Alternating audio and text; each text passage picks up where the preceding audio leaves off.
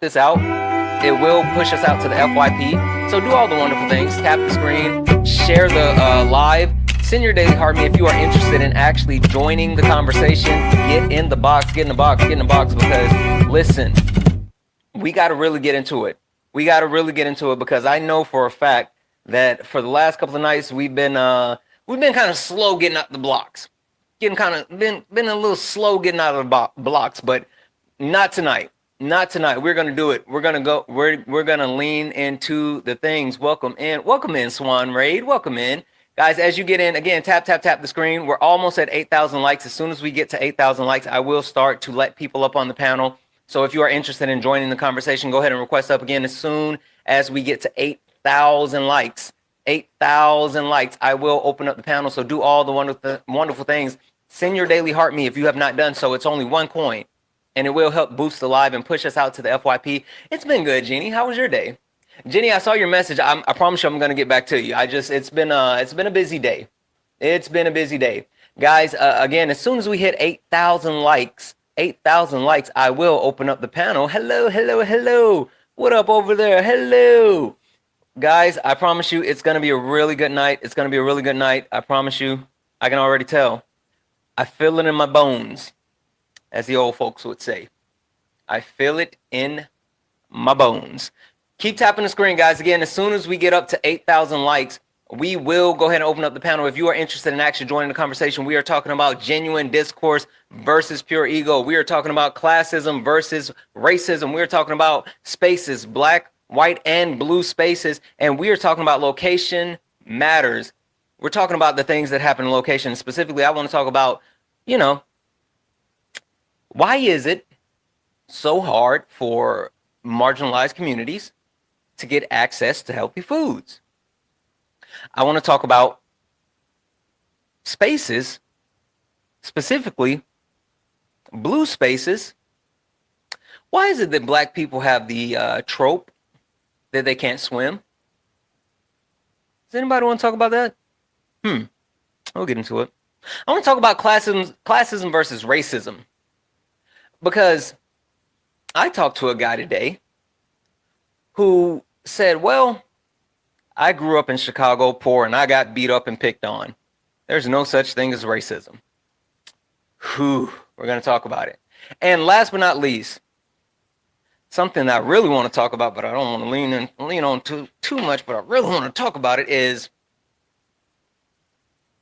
when you talk about genuine discourse versus pure ego, it's interesting how certain people think that they are actually being an advocate, right? Being a quote unquote ally for the other people, for the marginalized people, but yet at every opportunity they get, they exhibit misogynoir.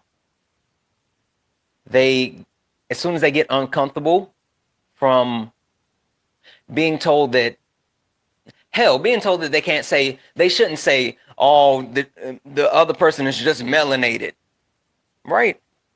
When they get told that there's certain things that they shouldn't say or they shouldn't do, and they automatically get upset and they push back and they fight it because it makes them uncomfortable, that's a you problem. That's a fucking you problem. If you can't deal with the fact that someone is telling you that, hey, the things that you're saying are hateful, harmful, or actually offensive, if you can't take that information in any situation, that's a you problem. Maybe you should grow the hell up. Maybe I'm just monologuing for a second because the thought just ran through my head. Anyway, I'm gonna go ahead and start bringing people in. We're gonna get this thing going. I apologize. Just had a thought in my head, and the thought in my head just kind of went on a tangent. Anyway, if you guys are interested in joining the conversation, go ahead and request up. We will start getting people in on the panel. As we get people in on the panel, please mute yourself, and I will do a round of introduction. So as we get people in, please mute yourself, and we will do some introductions. I think people are connected. I know TikTok has been acting kind of funny today, so hopefully everyone is in the box with no issues. There we go. There we go. All right, guys, if we could, let's keep knocking out the daily gift goal. I'm going to keep resetting the daily gift goal as these little 1 cent goals. If we can knock those out, it will help push us out to the FYP. If you are interested in actually joining the conversation, please, please, please request up. We're going to go ahead and get started here. First and foremost, just to swing it around the horn, let's see here. Swan, how are you? Wonderful, wonderful. Swan, can you tell the people what is your race and which topic on the background are you most excited to talk about tonight?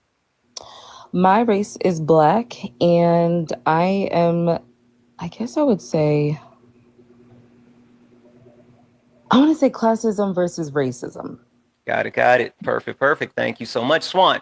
Also, before I move off you, I need everybody that's listening to lock in for me for a moment, especially people up on the panel. Swan, if you could, what is race? Is I would say like categories. This is developed by or created by white European. A lot of people say it's about division, but I would argue that it's not about division, it's about exclusion, right? And what they did was they came up with different categories. Can you name those categories, please? Yeah, so in the US specifically, the 5 racial categories that we use are white, Black, Asian, Indigenous, and Pacific Islander. And that would really have to do with your phenotypical presentation for the most part, but there is some nuance there. And the reason why I say that is because there were groups that have historically fought to be classified as YT, and that would be people who are Middle Eastern and North African. So they still have the YT phenotype for the most part. Obviously, you're going to see differences in people's appearances depending on where they are in the world, but they did legally fight to be classified as YT. So that's pretty much it. There's some nuance, but that's it for the most part. Okay, perfect. Also, really quick, can you tell me what is ethnicity? Is more so things that are just like culturally significant to a person. It would have to do like with their food, their music, their language.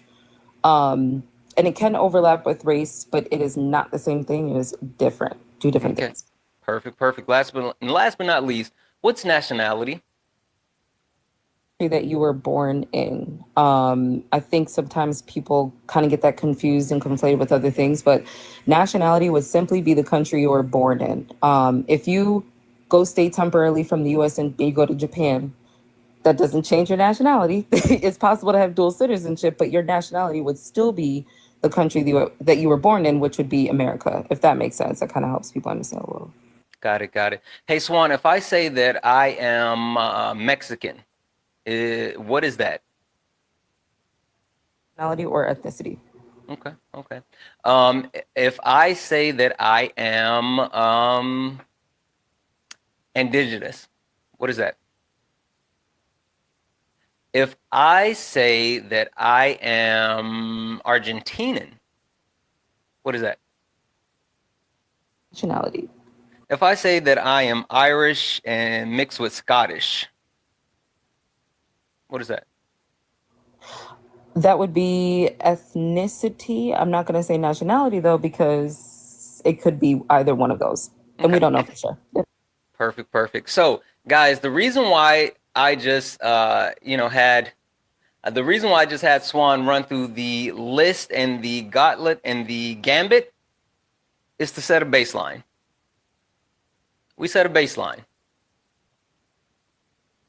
If you can't identify what your race is with a simple question, and we can talk through it a little bit, but we're not gonna dig into it too deep tonight. Like either we've been here and doing this for a couple of days and a couple of weeks now, and we really want to get to the crux of the background topics, and that's why the question for Swan was like, hey, which one are you really excited about? So just setting a baseline. Any and everyone is welcome to join the panel, but if you can't get past the preliminary question, then we can't have the conversation. Just want to make sure it's known. All right, perfect. Next, Zoe, I'm sorry. Zoe, It's how okay. are you? It's Zoe. I'm good. Yourself? Wonderful, wonderful, wonderful. Zoe, what is your race and which topic are you most excited about talking about on the background? I'm Caucasian. I'm from Canada. Um, I would say I'm most Caucasian speaking isn't a race. on, okay, I'm white, sorry. No worries. Um, Genuine disclosure or pure ego, and spaces being black, white, and blue. Those are the two that I'm most curious about. Okay, perfect, perfect. Give me 1 second here. Thank you. Daniel, how are you? Doing pretty good in yourself? Wonderful, wonderful. Daniel, what is your race and which topic on the background are you most excited to talk about?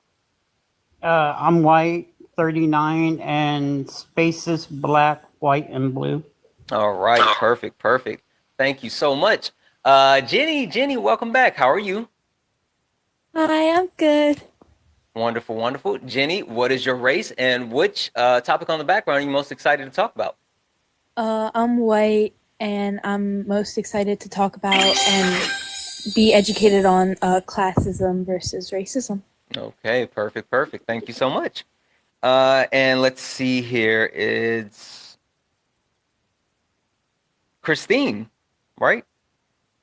Is that right, Christine? Christine, I'm gonna send you a. There you go. Or you can leave. Cool.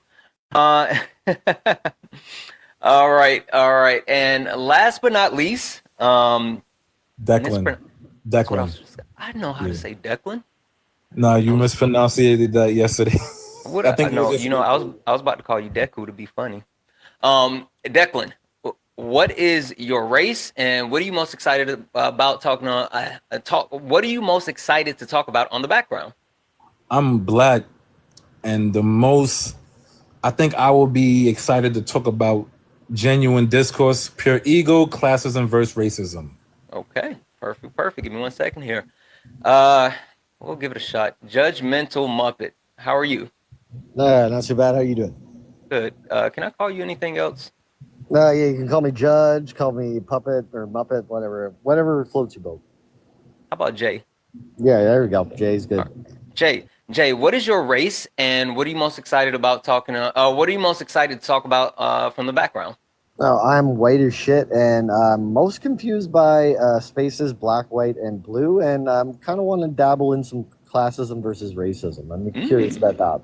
It seems like everybody wants to really get into those two. Okay, cool. All right, give me 1 second here. All right, guys. So the panel is set. We got a couple of boxes left. If you are actually interested in joining the conversation, go ahead and request up. We will get you in here, guys. I already said it. Just a couple of things to remind. Hey, Jay, I'm gonna mute you until we come back to you. Just a couple of things to remind the people on the panel. Guys, please be mindful of TikTok-friendly language. What does that mean? That means that we use words like unlive, AB, mustache man, pew pew, things like that will not only protect the live, but will protect your TikTok as well. And also, guys, I want to remind people that this is a safe and friendly community. What does that mean? That means that we don't deal with any of the isms, racism, sexism, classism. We also don't do any of the phobias, homophobia, transphobia, none of that. We don't play it on the panel, nor in the chat. And speaking of the chat, please be mindful. Caps are for mods. Please do not use caps because the caps will draw my attention away from the panel and to the chat. And we definitely want to be able to actually have these conversations. With that being said, if anyone's interested in joining, go ahead and request up. We got a couple of more spots left on the panel. Last but not least, guys, we do have a nightly donation goal of $250. So if you enjoy the information, education, entertainment, please consider donating. It allows us to continue to host these lives. Everything is accepted. Anything's appreciated. Brenda, how are you? Fine. Wonderful. I'm good. How are you? I'm good. Brenda, what is your race, and what are you most excited about to talk on? What are you most excited to talk about on the background? I am white, and I would say classism versus racism and the spaces. Okay. Listen, it seems like those are the popular options. So I feel like I am obligated. I feel kind of obligated to start with one of those two topics. And since we are going to do this, let's see here. Swan, I'm coming back to you half a second, and I know you've already done this, but if you could, just one more time for the class, for the new people on the panel, one more time. What is race? Well, you said race. We didn't say what race. Okay, perfect. What is racism? Racism is a hierarchy that was created by YT people.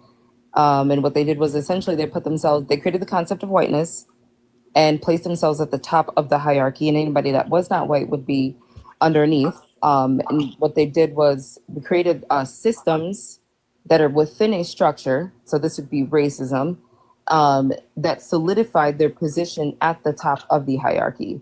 And they're afforded privileges and benefits through these systems. And I think on the flip side, these systems, they exploit and negatively impact the material conditions of all other groups of people because they're exploited by these systems and the structure.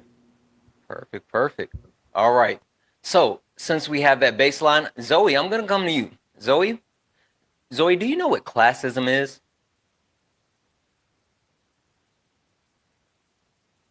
Yes. Classism is like when people are in favor of a group of people belonging to a certain like class of people, like a social concept almost. Okay, okay. I will hold on to that. Give me a second. Daniel, do you know what classism is? Like the true definition, I don't. What do you think it is? Almost like how Zoe said, like when I would think of classism, of how people have classes of people, it's almost like, being in high school, how they had their different cliques. And fortunately, people treat the real world like school, like that's what they, divvy people up in. Like, Okay. The poor class, rich class. And then I that's like how you wrap that back around. Okay, okay. All right, perfect. Give me 1 second here. Jamie, what do you know about classism? Yes. Jenny. Damn it. I'm sorry. Jenny, I apologize. It's okay. I think like prejudice against like someone or certain people based on like their class, like judging someone's like intelligence based on like their job or something like that. Jenny, did you look it up? No. Okay, I'm just trying to see. All right, perfect. Give me a second here.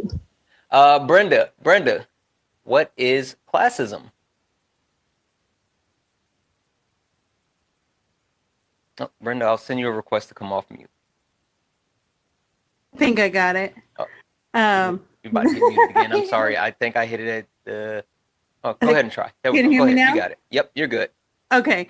Well, I mean, it's pretty much like a hierarchy system. Daniel kind of had a good one. I like his analogy, not gonna lie. Oh, yeah, it was a good one. I didn't see it coming. I'm sorry. Go ahead. No, that's okay. No, well, I mean, in regards to like, I mean, you have like the 1%, you have the working class. Well, you have middle class, you have working class, you have, poor. Those are the, somewhat of the similar ones, The 1%, I usually call them the elitist predatory class. But, yeah, I mean, it's like social hierarchy, and a lot of times it has to do with, income and that sort of thing. Got it. Perfect. Give me a second here. Jay, what do you know about classism? The best way I can explain classism in my way of thinking is I'm just gonna give like a real world example. Okay. Kind of see it like you're working in like an office. You have like your regular people that are just like on the floor working at the computers. Those are your basic employees. Those are your working class people.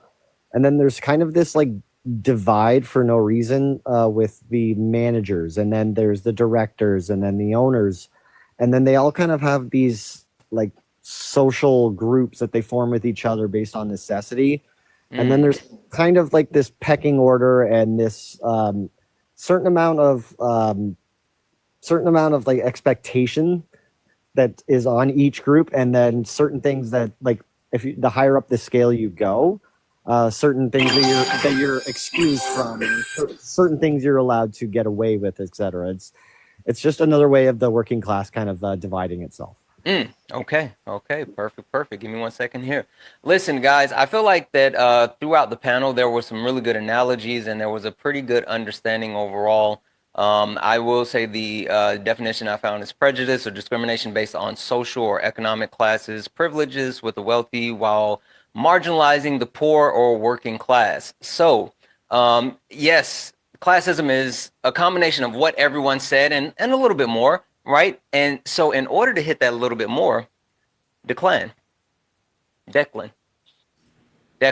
I Yes, said sir. Declan. That's wild. Yeah, I get that a That is lot. wild. It's okay. You know what happens. What's good? Declan. I'm gonna, since I know who you are and I know what you're about, I'm gonna push you just like I push Swan.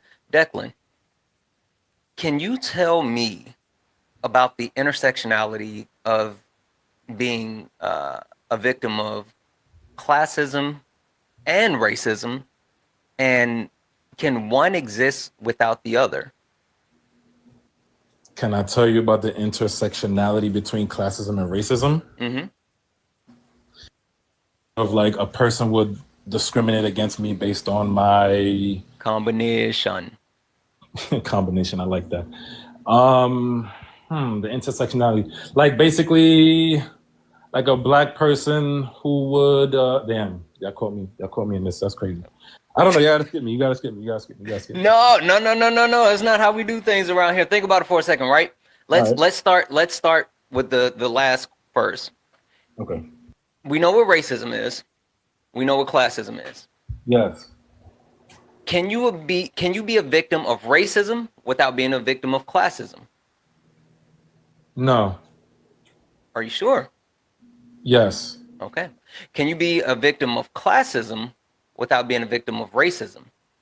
Yes. Are you sure? Well, you could be a victim of. I mean. Hold on. I'm not pressing you. I just need a yes or no. Yes, Okay. Yes. So what is the intersectional point where you can be a victim of racism and classism? What is it? Intersection. It's something that's necessary to be a victim of both. Hold on. Damn, the intersectionality. Before you think about that for a second, Jay, you said both are separate. Explain that one for me. That they're both like, yeah, they can intersect, but I think for the Right. most part they are kind of just separate things. They can exist on their own. You sure about that? Well, at least in my opinion, because classism, it kind of cuts through everything. It's more of like kind of like a it's like an ideological or economic or just kind of like hierarchical separation. Whereas racism is just like the only way I can explain it is kind of like that tribalism where you stick to your own, and anything that's unfamiliar with you, it has to be seen as a different or fearful thing, and then you treat it differently, right? It's an innate survival thing that we've had, and it's changed a lot over time, and it's created a lot of terrible things in history. But it's different now because like everyone is guilty of being racist at least at some point. Do you remember what the definition was of racism? Did you hear Swan when she? Yeah, I heard it. I'm saying she gave the very like the Webster's definition of it. I'm just saying is that. Oh no, I think she gave like a working definition. So the reason why like that was given because it's alive and living, right? I mean, I think there's a lot of people who misconstrue like bigotry and prejudice and racism, right? Yeah. And I think that's where it comes. But so let me, Jay, question for you. Shoot. Have you ever heard of a guy named Lyndon B. Johnson? Absolutely, yes. Okay. So have you ever heard this quote before? Stop me if you have. Actually, don't stop me. If you can convince the lowest white man that he's better than the best colored man, he won't notice you picking his pocket. Hell, if you give him somebody to look down on, he'll empty his pockets for you. Yep. What does that mean? It means that if you can kind of rise up the lowest people on one side against just this base, like just by your eyes can identify other group, that you can basically rob them blind. Like it's this unifying kind of idea that if we come together, we can take advantage of this other thing. But I think in today's society, it's like really, that's what I said. Like a lot, like every group is at least, you know, guilty of it in some degree, right? Like yeah, like with black people, you have like they are more kind of like hard on light skin like black people, and then you have Asians that are like they like are prejudiced towards other. Wait, hold on. Did Asians, you right? wait? Hold on. Jay, did you say that dark-skinned black people are harder on lighter skin black people? Yeah. I've seen like actual real life examples of that. Okay, hold on. Before you tell me about the real life example, what is that called? Well, so being a white guy, I'm not sure what the definition of is, but I would just Okay. see it as like an inverted form of just other racism, right? It's just a You know what's funny about that? I mean, yes, right? Yes, yes and no. Like you're right Yeah. and you're wrong at the same No, time. I've never seen that yeah. before. So let I me agree let me with you. clarify this real quick, right? Because the chat's already given it up. It's colorism. It's called colorism, right? Okay. And it is another form of quote unquote racism. It's anti-blackness. But here's the magic trick, right? You got it backwards, right? You got it backwards. But the funny thing about that is if you actually understood racism, you would have understood that you had it backwards. And so if you had it backwards, then you know it's a whole thing. But I like understand there's racism, more Am but to I it. allowed to interrupt, or am I personally like not out of being line? racist. Sure. Give me 1 second. Give me 1 second. Give me It's 1 not second. surprising that I got it backwards. Well, Personally, that I'm not like racist in my everyday. Well, no, life, it's but because you don't know I what was aware of racism it. I is. was aware of that. So You were aware of what? I was aware of like that. There's that kind of color differentiation where it's even that slight difference between people that should be, you know, seeing like familiarity in each other. That slight difference is enough to come down on each other. Like Yeah, okay, cool. Give me a second. Give me a second, because we got like way away from our point, and No, absolutely. Sorry about we're that. getting into like we're getting into a lot. Yeah, take a step back. Let's go back to where I was. So, you gave what you thought Lyndon B. Johnson was talking about. It was an interesting take. Basically, you said get a group of people to rise up together, and then you can, do some things to the other group. Cool.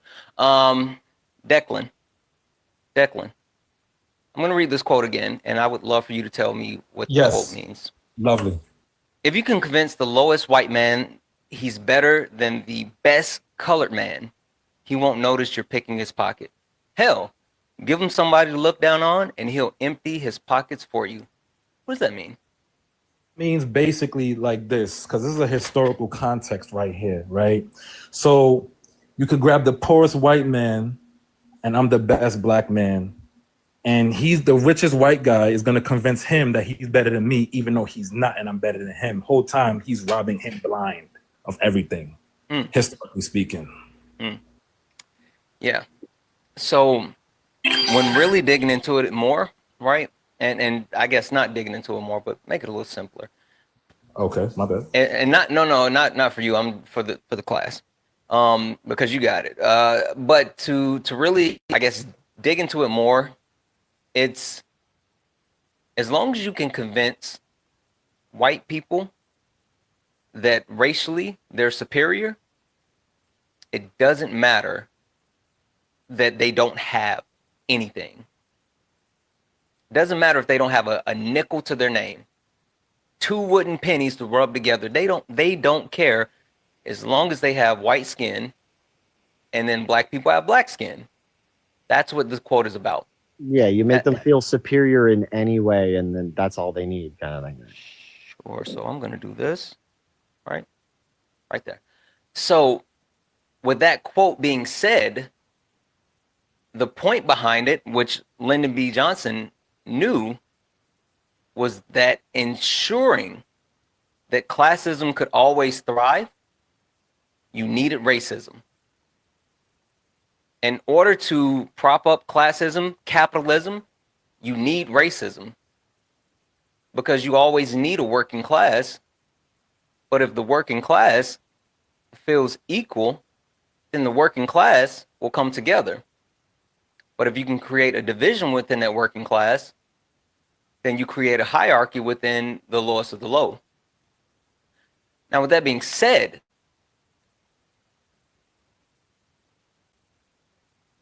there's a quote. I'm not going to say the whole quote. But back before he turned to the dark side and for some reason changed his name, but back when, you know, he was making Through the Wire and College Dropout, Kanye West said, basically you can buy you can buy a Mercedes, but still you're just an N-word in a coupe. All right? So when I say that black people, no matter how wealthy that they get, no matter how much money they attain, they will always continue to deal with racism. Because you can be, hell, Oprah Winfrey, you can be LeBron James, you can be Barack Obama, and you're still going to have people like David Duke say, I don't care how much money you have, I don't care about your accomplishments, I don't care about your achievements. You're still just an N-word in a coupe. Zoe, you had something you wanted to say. Yeah, I did actually. Mostly because I was like curious about the classism versus racism. Mm-hmm. In my opinion, I believe that classism lives in racism. And I think there's like different levels of it too. And what I mean by that is like there's different classes that racist people put in situations. Like when I read comments and like people are like debating and all this stuff, it always like distorts to something that resorts back to racism through a class. And that's why I believe that classism lives and like racism, like it's very evident, like, right? Like you have a certain amount of like Asian people, white people, Indian, the list goes on, Chinese, whatever. And different levels of ethnicity lives in that. And we class them as humans, whether we want to or not. And then we also may or may not enter racism at times. Hmm. And that's where I think like a lot of people neglect to remember that certain different levels of ethnicity lives and we decipher it on our own as humans, because not all humans are like good, obviously, that we live in a horrible world, but when it comes to classism, I always associate it to racism because any race will always put something into a class. You're this or you're this or you're this, you're this or you're this, and it's always like a class. Zoe, And who created racism? to be honest, I can't really answer that question because we will never fully know. We do. Um, Hold on. for sure. But based off history and stuff, I would go off like me, like white people. Jay, who created racism? I'm not exactly sure, but I think it was just an innate human instinct to just for us to be that way. So it wasn't really just a who, it was just like humans are just that way. Like we're humans are just racist. we're just unfortunately flawed that way, and it's holding us back. Yeah. But I would say the European white man did it the far more extreme. I would say that kind of comes close to maybe the ancient Egyptians. They were pretty brutal about it, but it's not a competition really, right? Like it's just give me a second.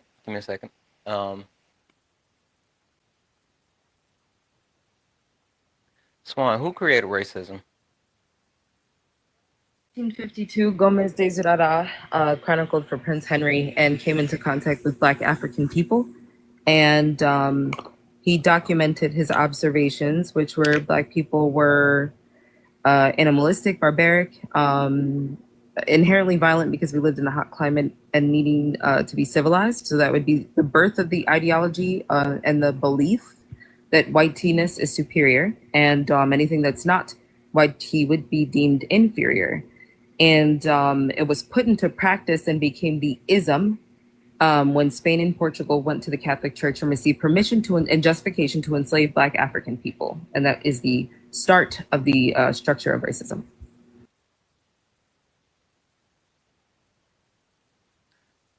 Hey, Jay. That seems pretty intentional to me. Not just that's just the way it is. okay. That's Things will never be the same. okay. So that's It's just reading the off of way it Wikipedia article, but I'm saying that. Oh yeah. I'm sorry. Go ahead. Okay, then explain why the Czechs do the same thing to Slavs, and Slavs do the same thing to Serbians, and all that. It's like every group does it to a slightly different group. That's why I said every single one of us are flawed in that way. Mm-hmm. Like we are afraid of what's not exactly the same and familiar to us, and that's something that comes from way back, and like it's really. Right here. Give me a second. Swan, you had your hand up. You said you want to answer his question. That racism is innate, that will lead you down the path of speaking like a Schnazi. Racism is not innate. It was intentionally created. People do not refer to themselves as racial categories before the 1400s. Correct.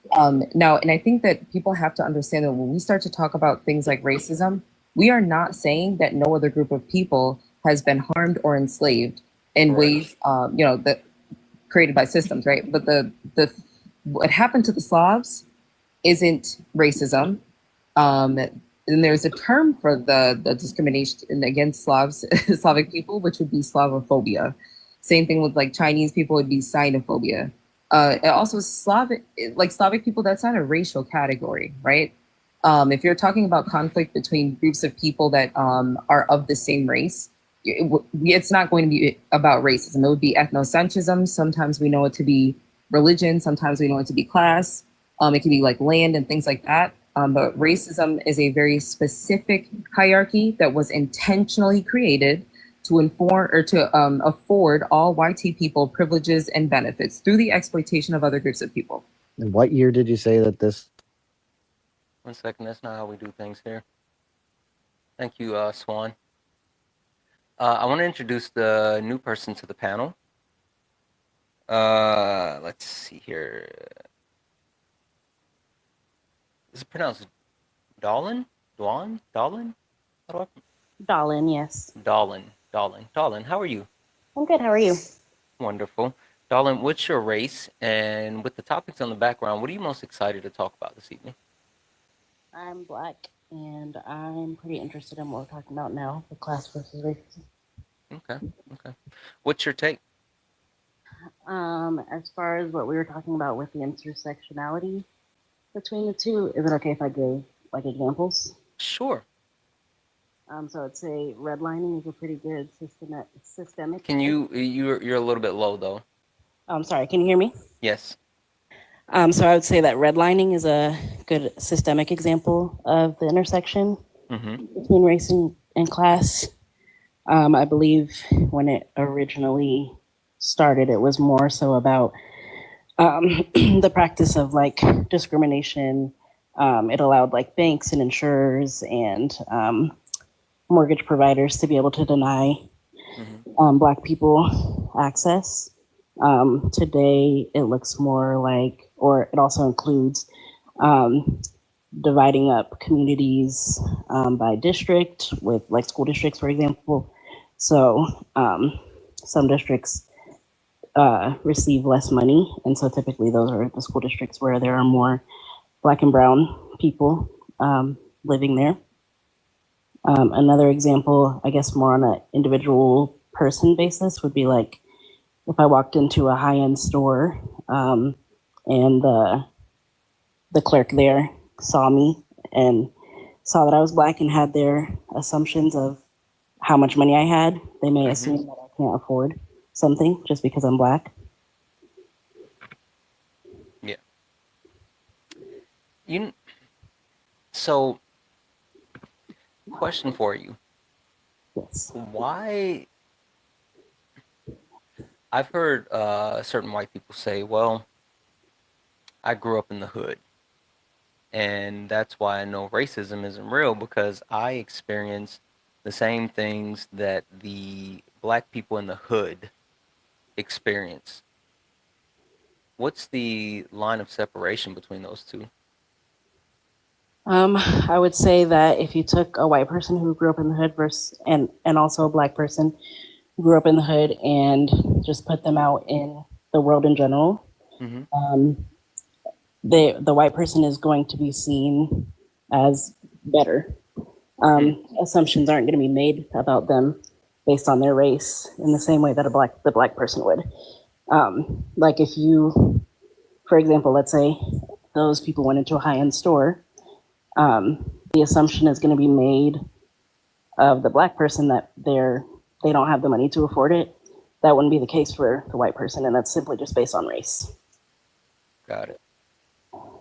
Thank you so much. Daniel, coming back to you. Sure. What are your take? I'm sorry. What is your take on the premise of classism? And do you agree with Jay or disagree with Jay that those two are independent, where you can have classism without racism? So the what I wanted to say I'm is sorry, racism without classism. I said that backwards. I apologize. But go ahead. So I disagree with Jay, just because I research a lot of history, just to try to get a roundabout way of knowing a lot of things.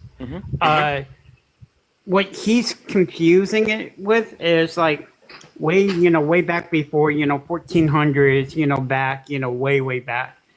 A lot of it was your status and whatever was your classism.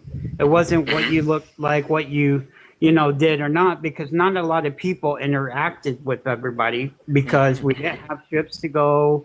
We didn't have the ability to go across mountains to into Russia and Australia and all the places that are easy to reach now, but were unheard of back then. Until 1492, when Columbus made the voyage and did all that crap that was not great.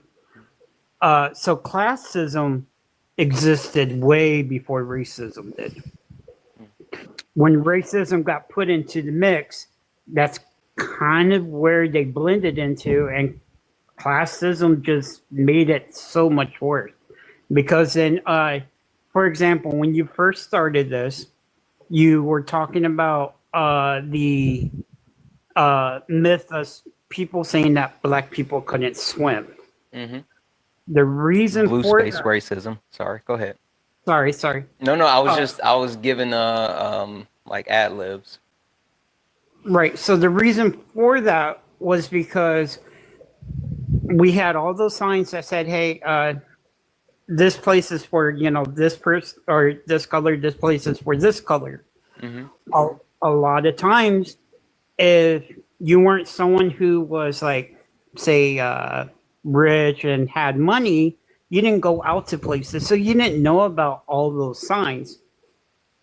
So when it came down the line, there was a guy that was in position of power that pushed it out mainstream. It was a 1987 ex-journal manager of the Los Angeles Dodgers that had said that people of color didn't have buoyancy.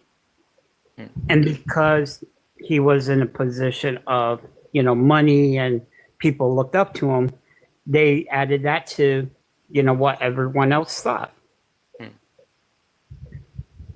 So basically influencing people because of his class instead of, Yeah, so I will say that blue space racism existed prior to that, but I do know the story that you told about the ex-Dodgers member who pushed that notion out of buoyancy. Buoyancy. Okay, yep, we're good. Perfect. Give me a second here. Jay, I want to come back to you and give you the floor. I would love to hear your thoughts on the information that's been shared so far. I was just so back when Swan wrote out that thing.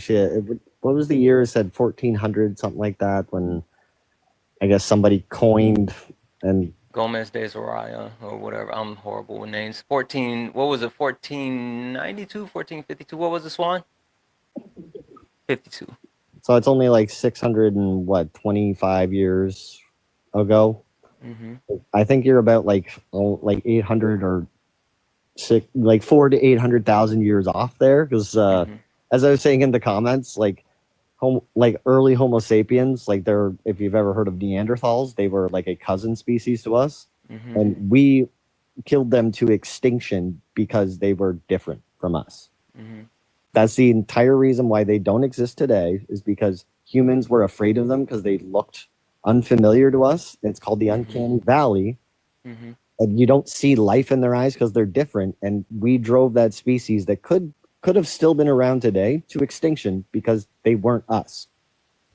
So that's what I'm saying, is that this has existed in our DNA from way, way back. Sure. Hey, tell me again what racism is. Jay, what's racism? Which definition do you want? Do you want the modern day? I would love to know your working definition to understand where your point of view is. Racism, it's this unintelligent and just inane obsession with the fact that somebody from a different appearance, or like just basically just a different melanin, or like just like biological like appearance, is somehow different and unfamiliar, and there's a like sociological and ideological like opposition to them, and then it just kind of creates this friction. Got and it. we're Does racism exist today? Yes, absolutely. And anyone can be racist, right? Yes, absolutely. Okay. Can you give me one systematic form of racism that affects white people? In today's society, Today. let's see, if we go to Russia and Ukraine, there seems to be like a sign of like a seemingly a racial divide there, even though they're like sure. What's systematic racism? Well, it's just called annihilation, but No. What's systematic racism?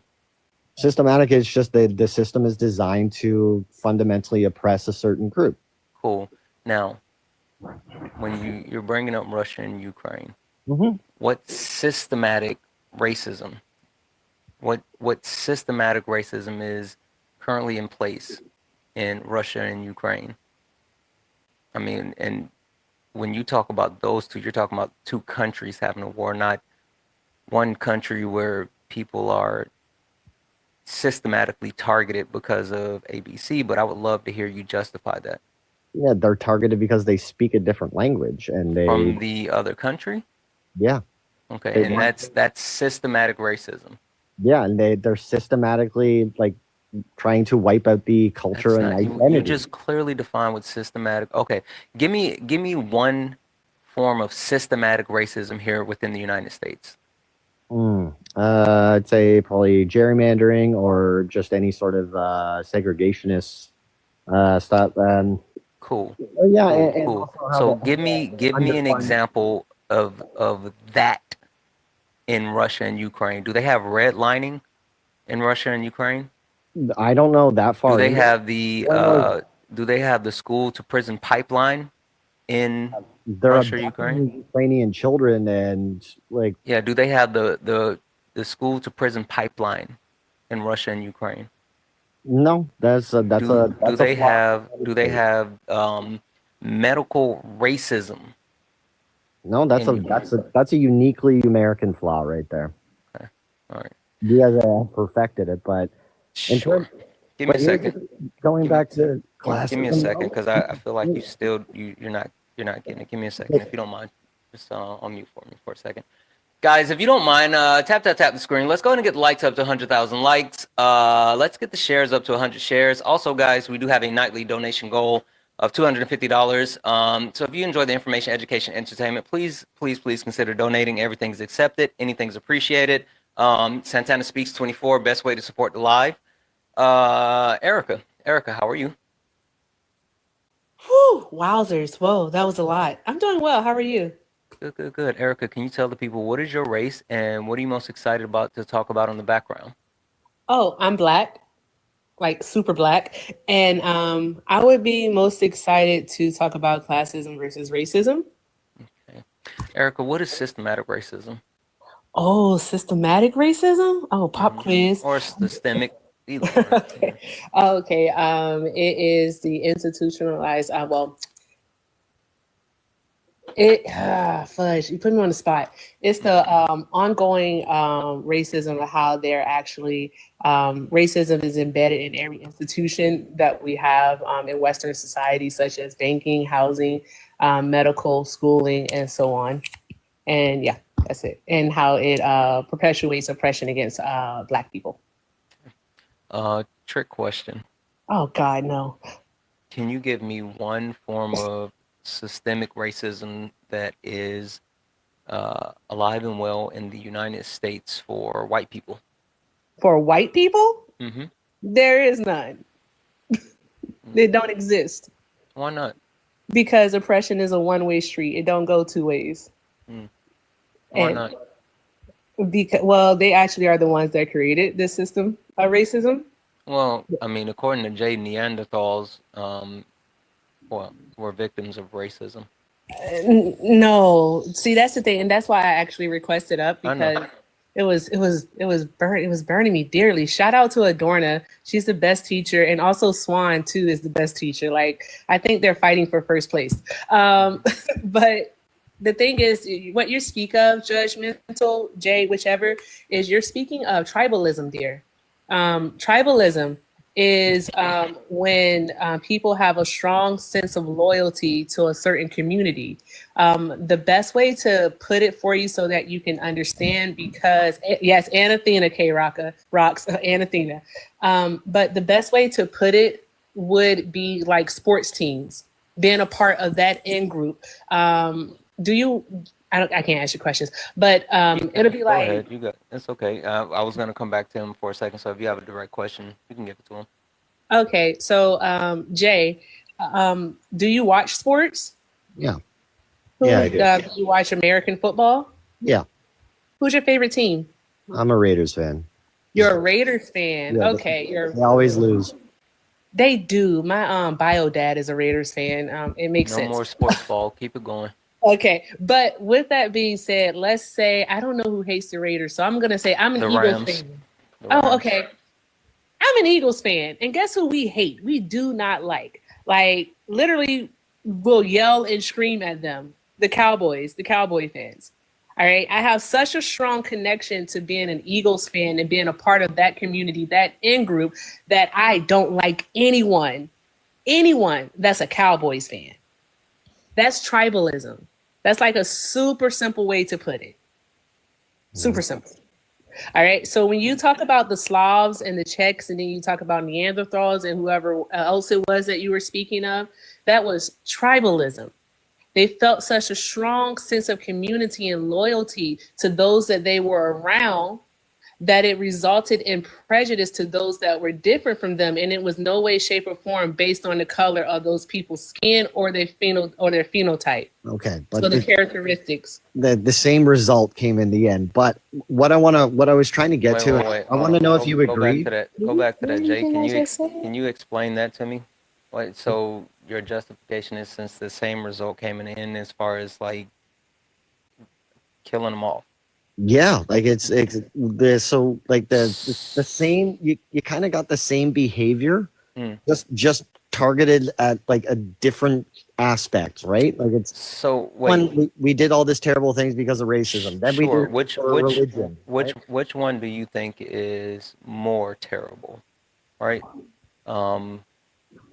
ending someone's bloodline, their lineage, or ending parts of someone's bloodline and then enslaving the other parts of that bloodline, utilizing that bloodline as free labor, and then treating that bloodline as a lesser, lower class while continuing to unalive that bloodline and over and over and over use that bloodline for breeding and, you know, building your wealth and creating a wider divide while never giving them the sweet embrace of unaliving, but still always keeping that downward pressure on them. Which one do you think is worse? You want my answer now? Like it's so obviously the second one and that's a uniquely American thing. So like USA, but what the one question I want to pose here is that why I brought up the Neanderthals and like us wiping them out and all that stuff. I just want your opinion, like everybody, like see if everybody put their 2 cents in. Do you not think that all those also, like that's not how that works. Everyone but don't all put their 2 those cents in, but go ahead. But way back then in our distant past and our ancestors and us wiping out that cousin species that we lived alongside for that very small difference just because we were afraid of them. Do you not think that kind of leaked in and kind of primed and kind of set in motion this kind of divide that we see is like just somebody just being from a different climate and having different colored skin? No. You don't think that way back then No, because racism is not biological. It's not biological. That doesn't make sense. It's not biological. You don't pass it through your blood. You can go ahead and respond to him, but then Swan wants to chime in, and then I want to hear from Jenny and Brenda as well. Okay, I'll make it super quick. All right, something that I learned because I'll just say I did not know this prior to going, but at the National African American History Museum in DC, so the Smithsonian.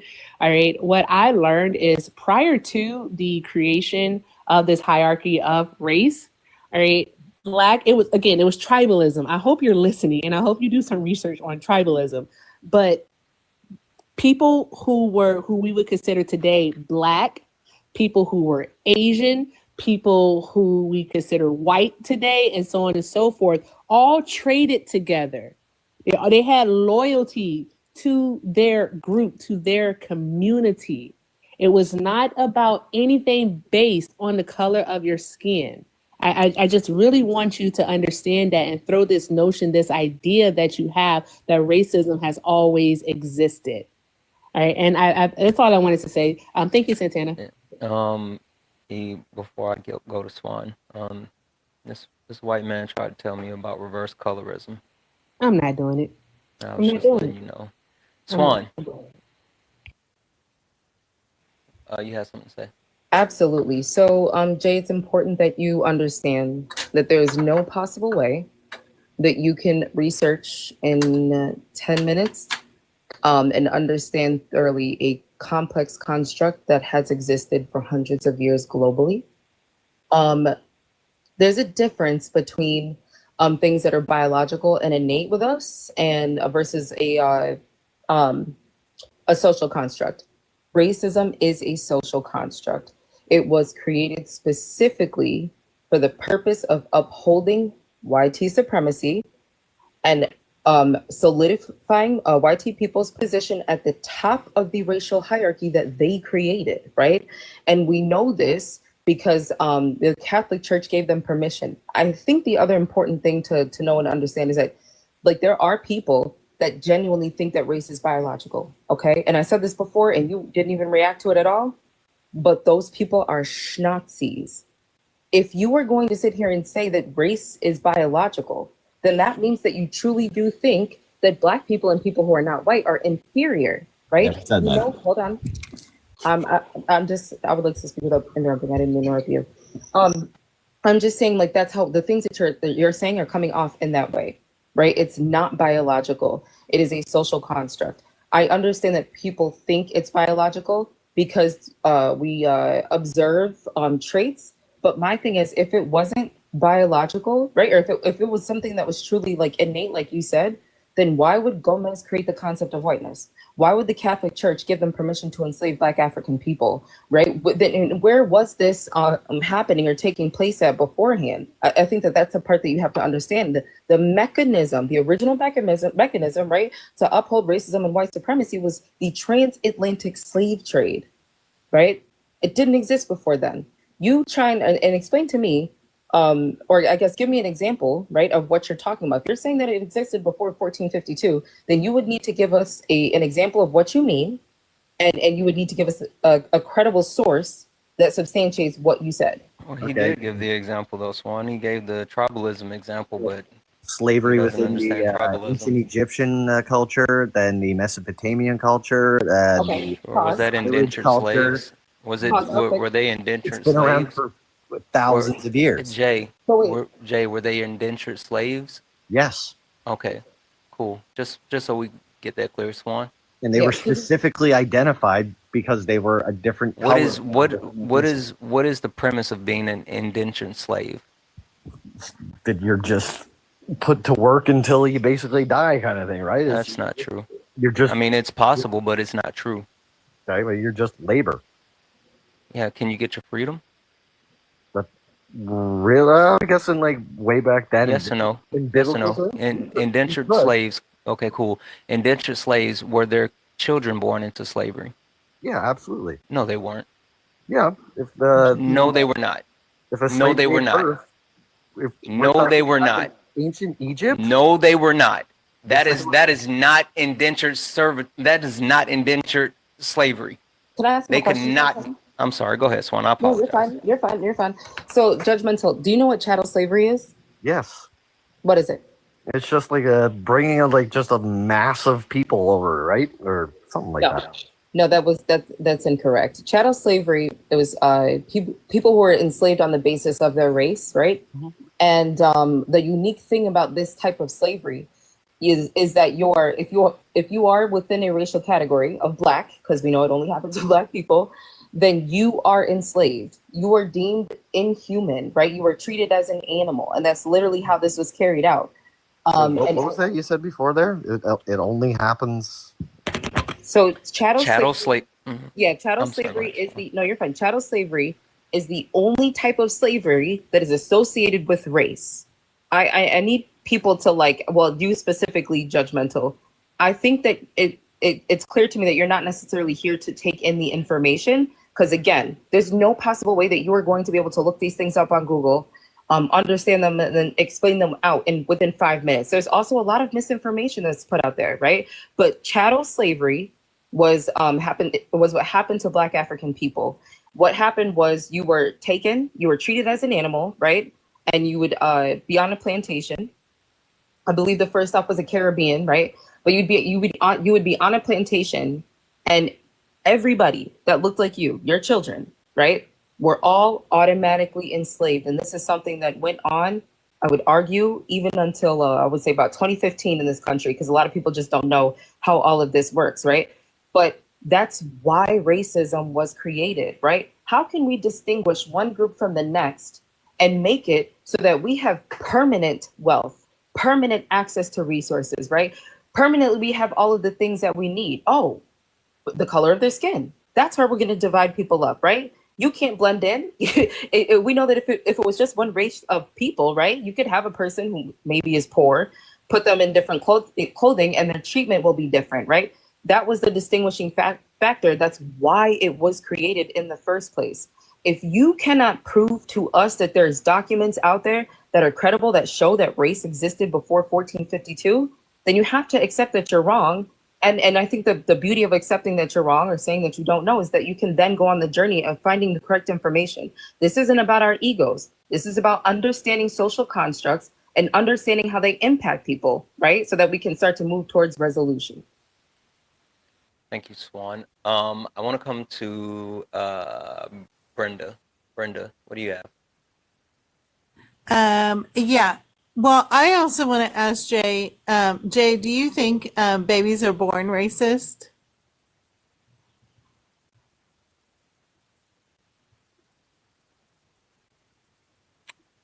Jay, you're muted. Or he put his phone down and walked away. Or he... Willing to bet that one. Oh. Sent you a request to come off mute. Here's the question there. What was that? Do you think babies are born racist? Hold on 1 second. No, that's a learned behavior. Hold on 1 second. It's a Hey, topic. Jay, how much of what Swan said did you hear? I heard all of it. What was the last couple of points she made? She was just trying to say that if I can't come up with any sort of empirical evidence proving my point, that I don't understand her fundamental points that she's trying to make. That's And not what she said. what I'm trying to say is that No. That's not what she said. okay. Can you reiterate then? Oh my God. The only reason I ask is because I want to. I mean, if basically, she said you have an opportunity to admit that, you know, if you don't have anything, then you can admit that you don't, and then you can actually start your journey on either learning about the information that she gave or seeking additional information. But you don't want to seek that additional information while she's still talking to you, or at the very least, you don't want to like not listen to what's being said. I have heard and I've thoroughly understood the transatlantic slave trade to America, and I agree. It was terrible, and there's tons of knock-on effects that are still happening today. But so then, okay, in that case, wait. Let me wait. I got a serious question for you, then, Jay. If you, because I don't think you're stupid, right? And nothing that you've said since you've been up here says to me that you're stupid. And I also don't think that you are racist, right? I mean, even though Swan called out, you know, the Nazi point of view that you're taking, you have not given me any reasons to believe that you're racist. But being that you are somewhat intelligent and you have a sense of understanding and even more so history, I have a feeling that you are coming from this as a position of just a debate. So I would be remiss if I didn't, you know, throw the question out there. Is this just something you wanted to debate, or is this an actual thing that you're trying to engage in genuine discourse about? No, it's an honest conversation and it's genuine. I'm just trying to, I'm just kind of trying to go on the point that, like, what you guys are explaining and all of this, it's not unique, and it didn't just suddenly pop up in the 1400s. It happened to people for millennia, like before that, and it's. I just want to make sure that you were up here and you know, in good faith and not, you know, anything else. It's good because, again, like I said, I mean, I don't think that you're stupid, right? I mean, you've clearly been able to actually hold these conversations and even more so have self-control. So you're definitely welcome up here. I just wanted to make sure, you know, we were doing it in earnest. So I'm sorry, Brenda, your question one more time. Well, he did answer it because I asked if babies are born racist. Mm-hmm.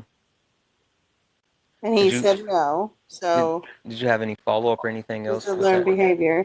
No, I mean, I just wanted to make sure that because it just seems that the way he's saying stuff, like you said, you weren't sure if he was being, you know, sincere in, you know, what he's doing, because a lot of the stuff is, you know, these women are trying to educate us, you know, and that sort of thing. And the fact that it took so long for him to answer and come off mute, made me question, was he actually listening? And when you asked him to repeat, that's what made me think that maybe he wasn't. So that's where I come from, because I'm all about learning, because I know that, yes, coming from the family that I came from, I try to learn about different things because I would never learned about intersectionality and stuff like that, and why it's important, and that sort of thing. So Okay. Yeah. No, I appreciate it. I appreciate it. Thank you. Jenny, what would you like to add to this conversation? I mean, do you have any thoughts on I'm sorry, not intersection. Racism versus classism? Um, I mean, I feel everything that certain people on the panel, Swan, Erica, Brenda, Zakran, I'm sorry if I didn't say it right. I feel like they were all, Declan, sorry. I feel like they were all spot on. You know, as a YT person, I didn't know, honestly, a lot of this stuff, and I'm so glad that I learned it. But I just feel the whole discussion was like, obviously it was needed, but I feel like it was just an example of how, what I kind of said yesterday, when you think something for so long, you kind of don't listen to like the truth, the facts. You kind of go off yourself because as like the comments were saying, Swan was bringing up, you know, amazing points, like facts and stuff, and he just kind of said the same things over and over again, which if he's here to learn, like that's great, like he can learn, but I don't know, I just kind of felt like it was just the same points over and over again. Yeah, well, and so that's why I stopped, and I gave him an opportunity to clear it up, and I didn't want it to be a situation where there's a thought process behind this being the debate, because this isn't a debate panel.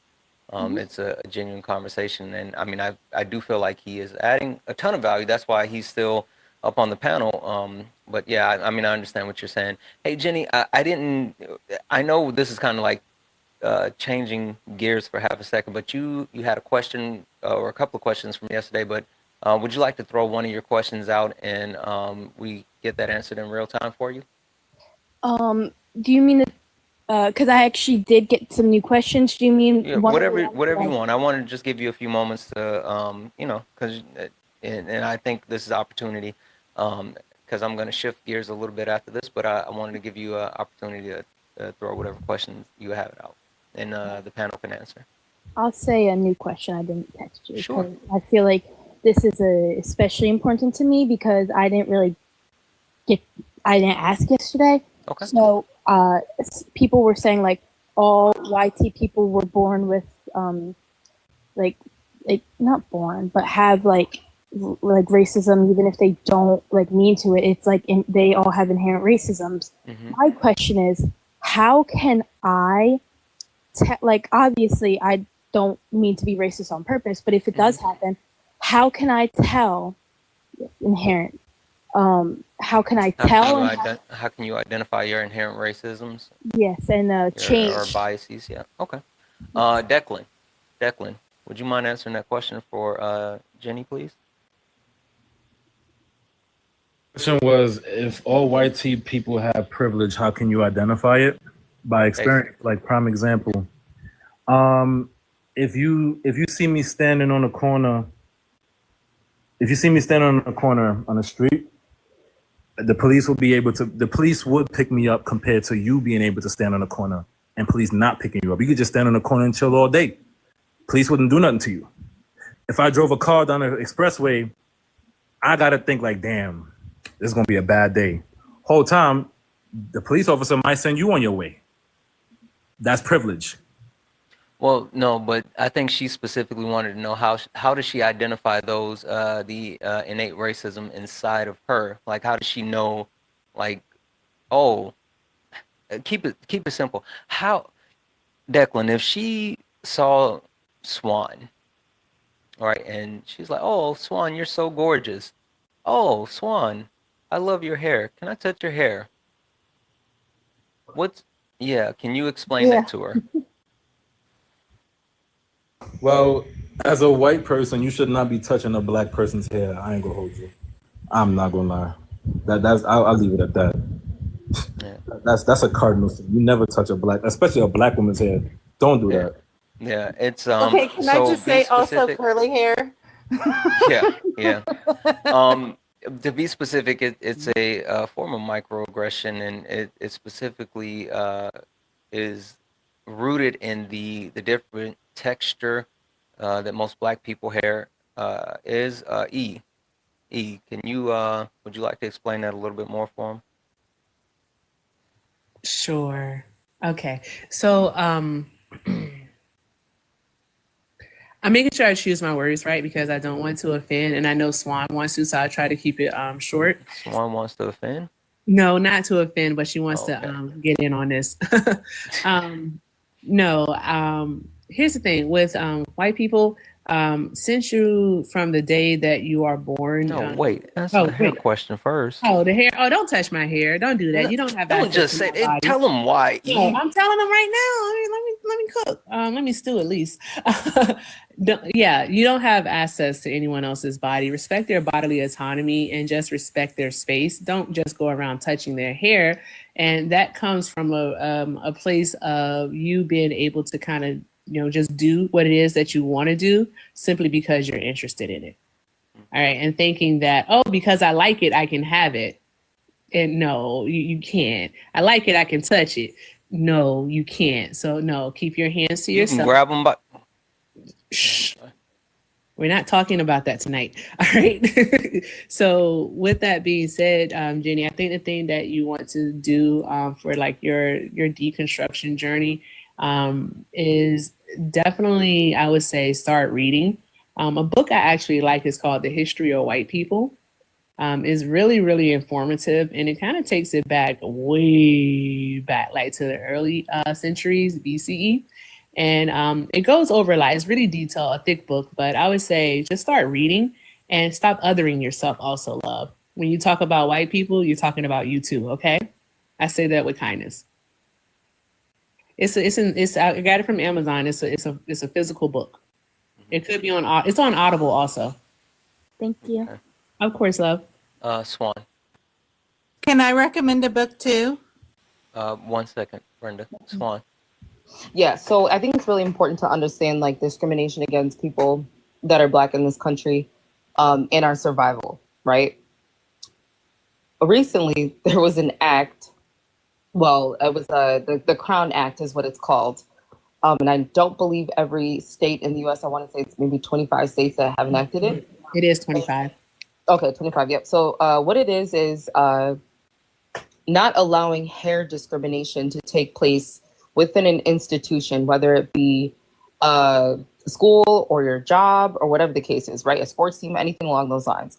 What we saw in the past was that there were policies that would say things like wearing braids, having locks, having an afro is not professional, quote unquote, right? There's this constant demonization of Black people that we have seen historically. This is the reason why I think it's important for you, Judgmental, to do your research, because these same things that are said about Black people today and cause us to be harmed and unalived is literally what Gomez de Zurara documented after he came into contact with Black African people, right? All of these things kind of like form together as a puzzle piece once you start to understand how these things have taken place historically. But that's beside the point. So my point is that these things have negatively impacted our experiences, forcing us to either one, have to accept the fact that we are not going to be able to exist authentically and have autonomy in a particular space. So you may have to just stay away from it, or you are going to have to change yourself and your appearance to match the hair texture or whatever, or the hairstyles, right, that are a bit more Eurocentric. And that's a problem. And I also, Brenda, you had said something curly hair too. I think it's very important for you to understand that you as a white tea person are never going to have to deal with hair discrimination. I understand you wanted to make a joke, but that's not a time for you to center yourself when we are talking about the fact that we had to have a whole act, we had to have legislation to wear our hair in ways that are culturally significant to us, right? There was a high school student, Daryl, I can't remember his last name. I'll type it in the Are you chat. talking about the wrestler that had to cut off his dreads just to wrestle? No. This was this Oh. was a high school student. I believe this was the day after the Crown Act was enacted in Texas, right? And basically, what they said was he was expelled from school because of his locks, right? They took it to court, and the judge sided with the school. Legislation was put in place and still did not save him. So when we talk about these types of things, I understand that they don't impact everybody, and I understand that you may not necessarily like know what it is like or whatever the case is. But again, I'm going to continue to reiterate this. If you are here to learn, then instead of pushing back or trying to find information to push back, you write these things down and you dig deeper into it at another time or maybe after the live. But it's important for people to understand that these problems do affect our survival. I know it seems, small and insignificant to some people, but for us, it's serious. When we first were brought to the U.S. after, or like on ships during it wasn't the U.S. at the time, but when we were first brought over here, the slave masters, right? They would literally rip our hair out of our heads. It's found in people's furniture. Okay, It's important that people understand how deep this harm goes. So, Brenda, I don't think that was your intention, but I do think that you have to think before you start to say things like this, because there's no way that you, as a YT woman, are gonna have experiences that are gonna be similar to ours when it comes to our phenotypical presentation, right? I'll end there for now. Hey, Swan, did you know FBAs believe that we ain't come here on no ships? Yeah. FBA, because I'll get my account permanently banned. I'm just I was about to say, Swan, do not engage. I want to do this. Daniel, anything else that you want to add to the conversation? No, there's nothing else. I like your lives, and Thank I you, don't friend. get up on. Daniel, I will say this. I know you haven't spoken a lot, but I really appreciate you coming up, and I feel like you added a lot to it. You were very intentional with your words, and I genuinely mean that. Thank you, and you're more than welcome to come back. Thank you. All right, I'm gonna drop you down. Okay. All right. Jenny, anything else that you would actually like to add to the conversation? Yeah. When we were talking about hair, I actually do have a quick question. My dad, obviously I'm YT, my dad is YT. We both have curly hair, not coily, not like that, but like YT, like curly hair. My dad uses a shampoo that, on the bottle, on all the packaging, Is it 3-in-1? No. Okay. He used to, but it specifically says on the bottle, for black hair. And I said, is it disrespectful for him to use it as it's not made for him? I'm sorry, I read the comment. No, I mean, if you want to use the black shampoo, let him use the black shampoo. I mean, most of the stuff that's quote unquote made for black people is not really made for black people. It's just marketed to black people. But no, shampoo isn't racist. Well, I don't know, maybe. So you dark and lovely? Is it dark and lovely? There's actually something behind that, though, Santana. And this isn't Got it. about Jenny's dad, exactly. But what happens is when we have products that are made specifically for us, right, and then they become popular because we don't keep anything, so they become popular. Then they're bought out by these bigger, conglomerates or companies or whatever, and then the product is watered down, and then more people start to buy it, like more people being white people, and then all of a sudden it's unaffordable to the black people. Goddamn gentrification of shampoo. I'm not kidding you. It happened with How you gonna gentrify shampoo? I know, it's crazy. Lovely. Oh, But smokes. Lovely as well. But it happens to Shea Moisture, Miele, I think Miele. Yep, Miele is a good example of it. The product becomes watered down. It no longer works for us, but it works. I'm gonna great stop for talking them. about Uncle Nears. I tell you what. Yes, please. I'm trying to tell you, stop. Because You know what? I'm just gonna say this. How about, guys? I got a bottle, right? I I ordered a special premium bottle of Uncle Nearest. There you go. Saying it again. It's 125 proof. I'm drinking that this weekend. That's gonna put chest hairs on your chest hairs. I'm just I think so. I'm excited. I'm excited. It's gonna curl my nose hairs. Anyway, Jenny, did that answer your question? Yeah, it did. Thank you. Okay, perfect. Thank you so much. Hey, I'm gonna get back to you. I didn't forget about those other questions you have. Listen, I really appreciate you not only being here multiple nights in a row, but actually integrating yourself within our community and learning and actually being, open. So you are awesome, and you're more than welcome back. Of course. Thank you to everyone on the panel and in the chat for answering my questions. I'm a big fan of all you guys. Family. Family. There's no fans here. I know other like creators or like quote unquote communities, and they're like, oh, fans. We don't do that. Like Erica's my annoying little sister or whatever. Your little 72. sister. I know. I just thought about it. Well, I'm still taller than you, so like, Oh my yeah. gosh. Anyway, but yeah, no, we don't do fans here. We're all family. Thank you for being my family and helping me. I would not be on this road to better education on every topic that this group and TikTok talks about without any of you guys. So thank you so much. Yeah, thank you. I appreciate Can I give her a book? Sure. I'm sorry. Go ahead, Brenda. No, that's okay. Jenny, there is this incredible book by this feminist. Her name is Mona El-Tawawi. She's an Egyptian Muslim. It's the 7 Necessary Sins for Women and Girls. Is And it online? yes, you can find it online. But it's absolutely incredible in my opinion, because and she's done other books as well in regards to her journey on why she wore a hijab for a long time but now no longer does.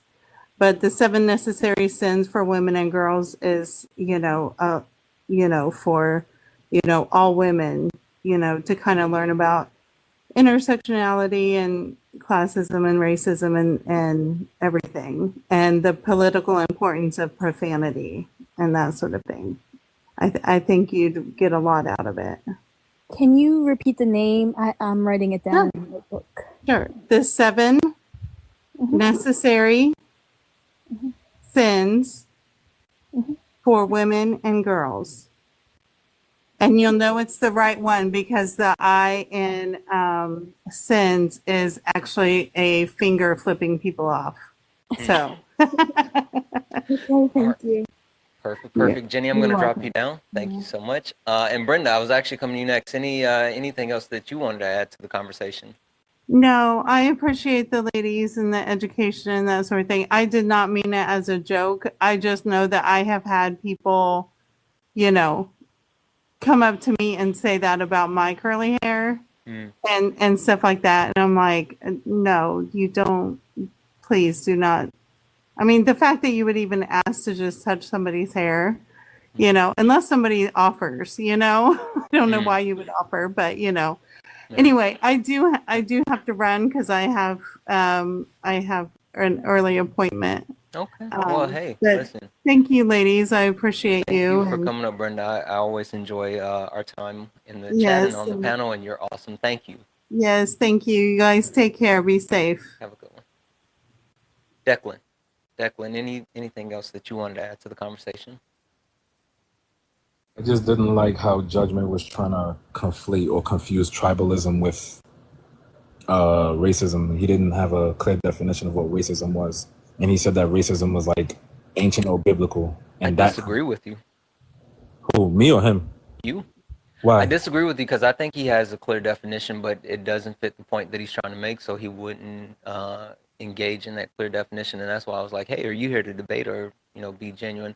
I think he knows, but I think that he is pushing back on it because of what he wants to, I don't want to say propagate, but the points that he's trying to make. And so he's standing in that which is intellectually dishonest, but I don't want to label him as that at the moment. But I think that he's smart enough to know the difference. Okay, I mean, people should be precise with they. I mean, everybody should be, especially me, but people should be precise with they listening instead of just fighting back. It's kind of like the genuine discourse of pure ego, because it's kind of like a blurred line. Every opportunity is a teaching lesson. I like to teach. Anyway, Declan, my brother, you're more than welcome to come back. You know this. Yeah, man. I appreciate you. All right. All right, guys, I am going to get some more people in on the panel. If you're interested in coming up and joining the conversation, go ahead and request up. We're going to get more people in. Keep tapping the screen. Let's go ahead and get likes to 125,000 likes. I think we still got the donuts as the gift goal. And last but not least, guys, we still got $250 left in the nightly donation goal. We've gotten 0. And so, if you want to support the live, Cash App, PayPal, Venmo, all the pay links in the link tree in the bio. Santana Speaks 24, best way to do it. Everything is accepted. Anything's appreciated. I know there's a couple of people that have been waiting for a while, so I'm going to bring you in. And let's see here. I'm gonna bring you in. And let's see here. I'm gonna bring you in. And I'm gonna actually bring you in specifically. I was gonna wait, but I'm gonna bring you in because you look interesting. All right, guys. Real quick, let's run around the panel. Sheldon, how are you? Good. Sheldon, what is your race and which topic on the background are you most excited to speak about? Well, we talk about any of the topics. I don't like using the word race. Yeah, I hear you, but that's the question, bud. What's your race? I would say. What up, twin? I am African descent, born in the Caribbean. So you're black? Yeah, well, actually, black and Indian, because my father's father is Indian. Sure. So, yeah. What do you present as phenotypically? Well, they see me, people, yeah, it's black. All right, cool. That's what I needed. E, I saw you had your hand up for a second. Were you about to say something? Yeah, well, no, you were doing the mod, and I just wanted to say that I don't like that I have more coins than Swan. So get Swan's coins up. That's all I wanted to say, but you kind of messed up the moment when you ignored me. Oh, okay. Cool. Debbie's in the chat for Jenny. Jenny sent a $1 donation to say this looks oh no. Jenny said, I wanted to say thank you for everything again and replying and saying you will reply to my question. Jenny, listen, thank you so much for that $1 donation. Thank you for being here. Thank you for genuinely, thank you for contributing to the actual conversation and also to the nightly donation goal and just to our community. Thank you so much, Jenny. Guys, that means we have $249 left in the nightly donation goal. If you would like to support, you can do so. Cash App, PayPal, Venmo, all the pay links are in the link tree in the bio. Santana Speaks 24 is the best way to support the live. If you enjoyed the information, education, entertainment, please consider donating. Everything is accepted. Anything is appreciated. And if you're over on YouTube, what up, YouTube? What up, Twitch? If you're over on YouTube, make sure you're liking the stream. And you can also support with a YouTube super chat, and I will read your message off. Thank you so much. Falcon, how are you? It's been a hard day. We'll leave that there. Oh, okay. I'm sorry.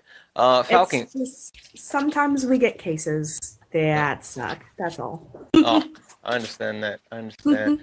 Falcon, can you tell the people what is your race and which topic on the background are you most excited to speak about? I am biracial. I present to most people as Black. And I wanted to talk about discourse, especially the idea of bringing up ancient forms of chattel slavery to discredit how brutal specifically chattel slavery was in the transatlantic slave trade. Mm-hmm. Yeah. No, for sure. Perfect. We'll get to that. Hey, Lawful Expat, I'm gonna mute you just because I want to. Fuck off. Okay. Sorry about that, Falcon. Let's see here. What is your username? I can't see it. Yeah, I'm just gonna call you Faye. Is that all right? So Faisal. yeah, like Faisal. Hazel with an F. Oh, Faisal. Okay. The rest is Faisal, my how are you? surname. I'm good. How are you? Good, good, good. Faisal, what is your race and what topic are you most excited about with speaking on the background? My race is black, and just before people misgender me, he, him, because people like doing that. And it's classism versus racism because white people like conflating their brokenness with racism and like, oh, because I don't have money, I am not racist or I experience racism. Faisal, It's weird. I tried to tell them, but they don't want to listen to me. So maybe when we come back around, they might listen to you. They don't like to listen to me though. I hope so. All right, give me a moment. Joy, how are you? I'm good. How are you? Wonderful, wonderful. Joy, what is your race and what topic on the background are you most excited to speak about? I'm white, and I'm kind of jumping off of Jenny. I have some questions. Okay, that's fair. Anything on the background though that caught your eyes? Classism versus racism. Okay. Let me do this real quick, guys. W's in the chat for Mama Rebel. Mama Rebel, I love you so much. Mama Rebel sent a $15 donation saying, "Hey fam, thank you for all that you do." Mama Rebel, you are absolutely too kind. Thank you. W's in the chat for Matthew. Matthew sent a $10 donation saying, "Just a white boy learning and getting educated by your lives." Thank you. Also, W Swan, W Erica. Thank you so much, Matthew, for that $10 donation. Yes, they are. Both Swan, both Erica are absolutely amazing, and the panel's been really good up here. I mean, like, I thoroughly enjoy the conversations that we've had. So, W's to the panel as well. Thank you so much for that donation. W's in the chat for Jody. Jody sent a $5 donation. Jody, I'm not going to say the first part because I disagree with that. The fact that you're here shows that you have, at the very least, a propensity for it, and that means the world to me. With that being said, the second part you said, "I love your lives." I'm so happy. Thank you so much for being here. Thank you for being, a willing participant and listening and learning and all those great things. So thank you so much, Jody. You are absolutely awesome. I'm sorry, guys. W's in the chat for. Let's see here. I think I'm trying to make sure. Okay, I'll read this name because I don't know if I want to read your. I'm not trying to. Yeah. Okay, we'll just say Queen.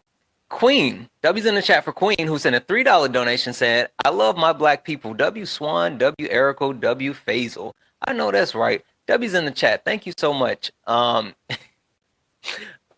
Last one. Also, W's in the chat for D Spec. What up, D Spec? Who sent a $5 donation? Said, "Blagger thinks black/money equals no racism in the U.S." Listen, Blagger is black with no money, so that kind of doesn't make sense. Like, what are we talking about, D Spec? It does not work that way. Like, none that doesn't make sense. Anyway, guys, that means we still have 200 W's in the chat for everybody. That means we only have $211 left in the nightly donation goal. So if you guys would like to donate, you can do so. Cash App, PayPal, Venmo, all the pay links in the link tree in the bio. Santana Speaks 24, best way to support the live. Everything is accepted and things appreciated. Joy, I want to start with you. I would like to hear your question, and then I would we'll pass it around. Okay. I got in at the end when Swan was talking about how race was created by white people, and I learned that in another live as well. But I just wanted to get all of your opinions on how society can go about undoing the creation of race. Wait, say it again? Like, since race was created, can it be undone? And how would it start? I've never heard that question. Okay, I want to start with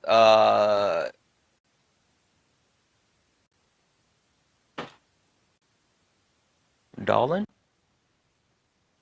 Right? Is that how you say your name? Dolan. Yes. Hi. How do you unravel race? That I've never heard that one. Yeah, I've never heard that one either. I genuinely don't believe racism, the concept of race, can be undone. Like it's too big. But I think maybe if you're saying how can maybe specifically white people, how can they contribute to lessening the effects of systemic racism? That's a pretty big conversation as well, but I think maybe that's kind of more on track of what you're thinking of. Okay. Yeah. Jay, I would love to actually hear your answer on this one. Because I've never heard that question or even had that thought. Hey, shoot. You said what? No, yeah, it's like my feed was like cutting in and out just for the last like 10 or so seconds. I was saying I would love to hear your thoughts on that question because I've never heard that question or even thought about that question. So you said like what was it? You said how can you unravel race? Yeah, she wants to know basically how do you undo race? Like how do you I guess get rid of race? Well, there's a couple ways, but you have answers. Okay. Well, yeah, that's there's the main way is that basically over the passage of time, human beings we're slowly going to mix into one blend of everything eventually. But not here in America though, right? I'm sorry. Go ahead. Answer the question. You got it. But you're talking more of like the societal thing, right? I think that's where she was kind of going. Yeah. Yeah. I agree with her. I don't think that's I don't think it's going to be easy at all, or if it's ever going to happen, because it's kind of sad that we're this far into the modern age, and something as simple as just not being assholes to each other based on differing skin colors is still something that we struggle with. Like it's like how have we not gotten past that? Like and systemic like racism and just based in rooted in society is that's just terrible. But I'm seeing slowly over time it's starting to swallow up other groups of people into that same system. So it's wait, do you mean the intersectional points of racism and all the other things?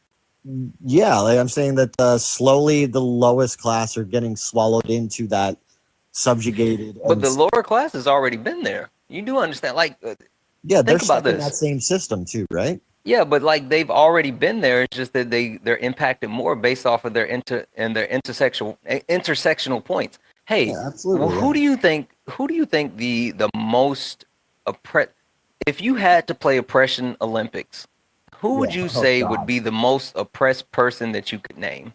Palestinian.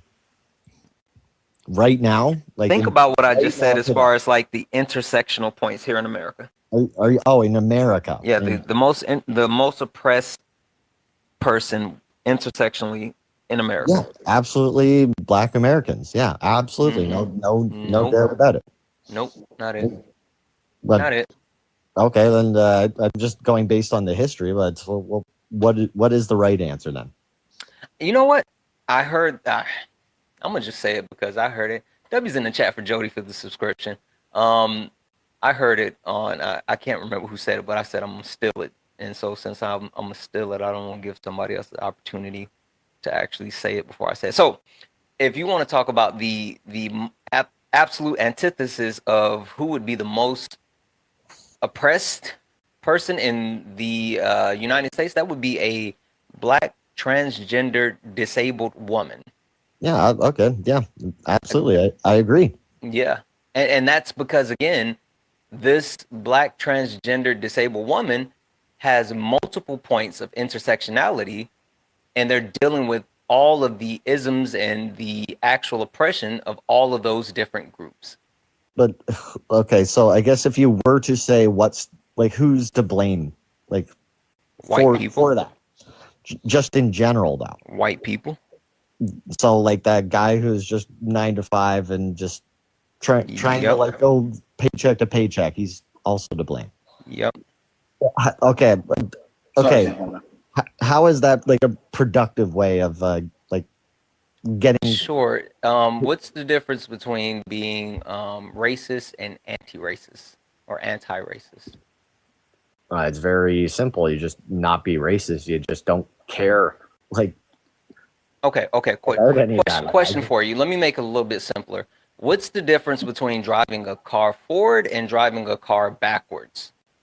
One's going forward, one's going backward. Okay, now is there another option besides driving the car forward or driving the car backwards? Is- I don't know what you're getting at. You Go can ahead. just sit in neutral, right? Yeah, you just sit there, I guess. Yeah. Okay, so if I say, what's the difference between driving the car forward and driving the car backwards? And you say, well, I'm just sitting in neutral. Are you driving the car backwards? No, you're stationary. You're not technically driving at all. So what's the difference between being racist and anti-racist? One's going forward, one's going backward. I see what you're getting at. You gotta be proactive. Okay. Let me pose this to you though, because I think it's kind of a unique thing to like thought experiment though. But can you think hold on. I'm sorry. I got off on a tangent, and you and I stop. You take me down the rabbit hole. There's other people that have to tell us how we have to unravel racism. Okay. Can I ask you one thing really quick? Go ahead, but we don't want to go too far because other people. So have to say you guys were talking about white privilege and all that, and I totally agree that is it. That wasn't me. That's an unfortunate thing that just exists, right? Do you agree, or do you think that there are any like Black Americans that like just fundamentally also have those same privileges? What privileges? Like the equal, like somewhere like close to or equal with like what you would say that white people have just inherently. Yeah, W's in the chat for the Dan Ray. What up, Dan Ray? Yeah, I mean we already. You know what the patriarchal system is. I'm not gonna play this game with you, Jay. I know you know what the patriarchal system is. I didn't do that. Welcome in, animals. I didn't do that. Falcon, how do you unravel racism? I don't. We can do the work to unravel the systemic systems that make racism what it is in America. But you have to do that work. Like that takes legal to change that. And it's also going to take it's also going to take a lot of education and educating the next generation. And unfortunately, if we really want things to change, like systemically, white people have to get involved in doing that work. As far as dismantling race, That's what I meant, and I said race. I'm sorry. Yeah, race. How do you unravel race? I don't think there's a takesy backsies for I don't this. think so either. That's why I've never even thought about it. As far as Joy, you wanting to learn more about unraveling the effects of racism, I know Erica's sick of hearing me talk about coats, but I'm gonna do it again. There is a book, it's really short, it should not take you long to read. It's called We Were 8 Years in Power by Ta-Nehisi Coates. And it illustrates during a period of time in Reconstruction when Black people were able to create systems of like organization and their own political power, what direction our country was headed in.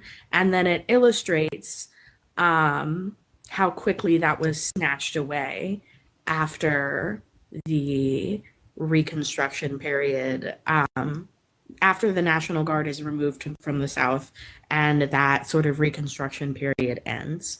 So if you are looking to sort of begin your journey, Coates is a great place to start. But I would specifically, for your question, start with We Were 8 Years in Power, because it shows a class of empowered Black people trying to unravel this system. and that opportunity being ripped away from them. Mm. Okay. Thank you, Carl. Author, I'm sorry. Yeah. It's Ta-Nehisi Coates. Ta-Nehisi Coates.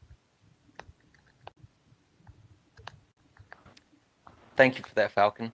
This was before Black Wall Street, for the person in the comments asking. Sheldon, how do you unravel racism? Are we speaking? I'm not racism. I keep saying that because I've never even thought about unwrapping race. Or race, right? How do you unwrap race? Right. So I think obviously we know the way to try to unravel racism. I think to unravel race, I truly believe everyone should be required to take a biological anthropology class. If you, I as a Black man, I had already had issues with race, and taking that class just reinforced it, because what you see is that anthropologically speaking, there is no such, there's race, the human race, if you want to say that. There's ethnicities. And I think educating ourselves to understand that, and I think Black people are at an advantage. I think on some level we already know that and believe that, right? I think it's largely for white folks to go sit in a classroom and really take that biological anthropology class and know that there is no such thing as intra races in the human race. It's one race. There's such thing as ethnicity. So I think that's the only way to uncouple that and to get away from this notion of races. That is the only way. That is empirical proof and evidence. That's the only way to do this. And when you just look at it from a scientific point of view, yes. Stop saying that. You guys are so fucked up. That is not true. Just no. What just? Just no. Swan. Okay, so race is not biological. It is a social construct that was created by YT people for the purpose of exploiting any group of people that is not white for their benefit. Okay? Can I respond? Okay, go ahead. Yeah, so when we talk about race, right, obviously there's so many things that need to be undone. I don't necessarily think that we can undo the impacts of racism. I don't think that that's necessarily possible. I do think that we can undo this, like systemic racism, right? But I think that for quite some time we are going to look at each other in this way and view each other by our racial categories. It just is what it is. It's baked into our society right now. And this is global. This is not just an American thing. But I think that we have to understand that if we want systemic racism to end, right, then these systems do have to be dismantled. Now, I have some solutions in my head, but that's an in-house conversation. I'm going to talk about the more, I guess... Give me your most extreme one. Well, okay, listen. Give me the most extreme one. I will say this. The oppressor has only ever spoken one language, and that language is violence. And sometimes you got to speak. You know what I was thinking, right? So you know how they talk about like how Jay was saying, like basically racism was biological and it was passed through DNA and da-da-da-da-da-da. And we all know that's not true, right? But there's certain factors that can make people genetically more or less resilient, or, you know, more inept to certain things. And you think colonization is genetic? I'm going to say no. And the reason why I'm going to say no is because I think you got to be careful because I know. The reason why is because of eugenics, right? Yeah. Eugenics is something that is like extremely problematic. I don't even think that there really is like a genetic variation between people on the basis of race. There just really isn't. But I think that people have to understand that this is they think it's biological because of the observation, right? But it's not biological in the sense that Black people are truly functioning in an inferior way. There's a major difference, and I think that that's what people conflate and get confused on. But yeah, it's not, it's a social construct. Listen, there was, Adorno always talks about this. There was a young Black girl who came into a lot of wealth because I believe she had oil on her property. And in order to travel, and I think really gain access to that, she had to legally become classified as white. This is why it's important, like judgmental, for you to understand that this is a social construct. Like when you look at history, world history, you'll see that what we're saying makes 100% sense. But yeah, the only difference between all of us is literally just our phenotypical presentation. We're all Homo sapiens sapiens. That's it. Hold on one second, Sheldon, because I promise you, like I'm actually legitimately interested in what you have to say now. But let me give the floor to Erica real quick, and then I promise you I'm coming right back to you because I feel like you have a lot that's gonna add to the live. Erica, or are you just not there? Erica, I'm off mute. 3, 2. Erica, you want to see the magic trick?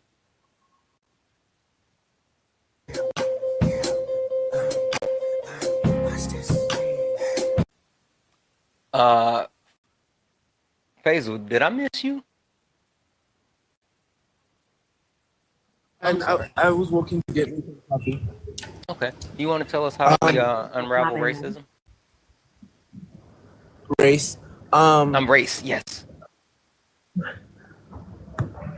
I honestly don't know, because that's not a question I thought of asking either. Because as an African person, I've always been taught of my racism transit to my culture, right? So it wasn't this inherent tie to like white supremacy and whiteness. Yes, it is tied to white supremacy and whiteness because race was created by them, but like for example, within multiple African languages, black person was already a concept before they got here. Right, black person was already a phrase. So to me, I never thought of dismantling race because it's been tied to my culture, it's been tied to my language. That's all I know. So I've never blackness, thought of that question. Like that, legitimately, that was an interesting question, though. That like, I feel like as specifically as black people, we have never thought of dismantling our race because we found community within that, but we've always thought of dismantling racism because that gives our community oppression. But what's the point of race? Oppression. Exactly, which is like, yeah. Okay, cool. That's why it's a trippy question. It's like, right. Because like as the black community, our community is built on us working together and us and being together. Thank you very much. And so when we look at the history of race and racism, it ties to our oppression, but at the same time we're like, do I really? Because I love being black. Faisal, I love being black. I've always been black. Like I've been calling myself black in multiple African languages. You know? So yeah, that's my take. I need to walk back to the house. I know how to say black in multiple languages as well. I love that. Yeah. Because English is boring and tiring. It is. We should speak other languages. Shout out to all my Shronko people. E, welcome back. I fell asleep. I know. that was the Usher song woke me up. I was like, who getting dropped? Yeah, fucking magic. It was me. Yeah, it was you. How do you unravel race? What? Man, just going off of what you and Faisal were just saying, I love being black. If I could come back 1,000 times as black, I'm gonna come back as blackity black, black, black. That's all there is to it. Honestly, I don't know how you can dismantle race. I don't think that it's my job to do so. As the oppressed, I think it's the oppressor's job to get rid of this construct that they created. So it's not for me to, I don't even think about that, to be honest with you. It legitimately, like, it's the trippiest question I've ever had. Yeah, Uh, I don't think about it because again, a race. It wasn't us, and so it's not for us to like try to figure it out, and we don't benefit from it. So it's not for us to try to figure out how to like break it down and dismantle it. They gotta do it. They gotta definitely give up whiteness. I'll say that. yeah. The idea of whiteness, they gotta give it up. Yep. Yep. Real quick.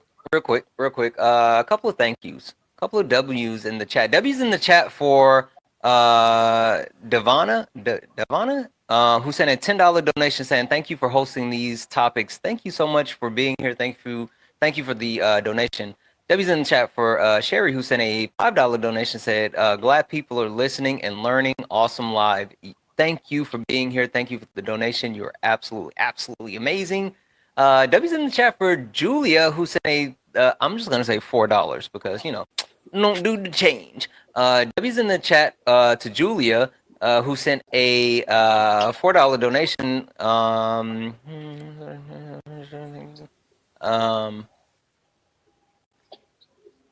sorry. I appreciate everything you do, as well as Erica. I'm Aboriginal Australian, and your conversation applies to people on the other side of the world. My people were similar race from the history and their specific policies to breed out. Listen. First and foremost, thank you for the donation. Right. I'm assuming this is the person from last night. No, from Julia. Right. I'm assuming this is the person from last night. Right. The person last night was Sure. Juanita. Oh, okay. Yeah, okay. All right. So Julia, I want to say this, right? This is the point that we were trying to get across to Juanita, right? Yes, the conversation does apply to you. I mean, we understand your point and we understand your plight, and hopefully at the end of the shenanigans last night, you were able to hear my last point that I made, and I'll reiterate. In no way, shape, or form are we trying to what's the word? Not alienate. No. Dismiss. No. Hold on. Not alienate. Not vilify. Dang it. Okay. Wait. Everybody go on mute because I can't think when I hear noises. There we go. Discredit. I'll use that. No. We don't want to discredit your lived experience. That's never a situation that invalidate. That's the word I was looking for. You're so smart. That's why I kept you instead of dropping you. Invalidate. Yes. Welcome in, Pickles Raid.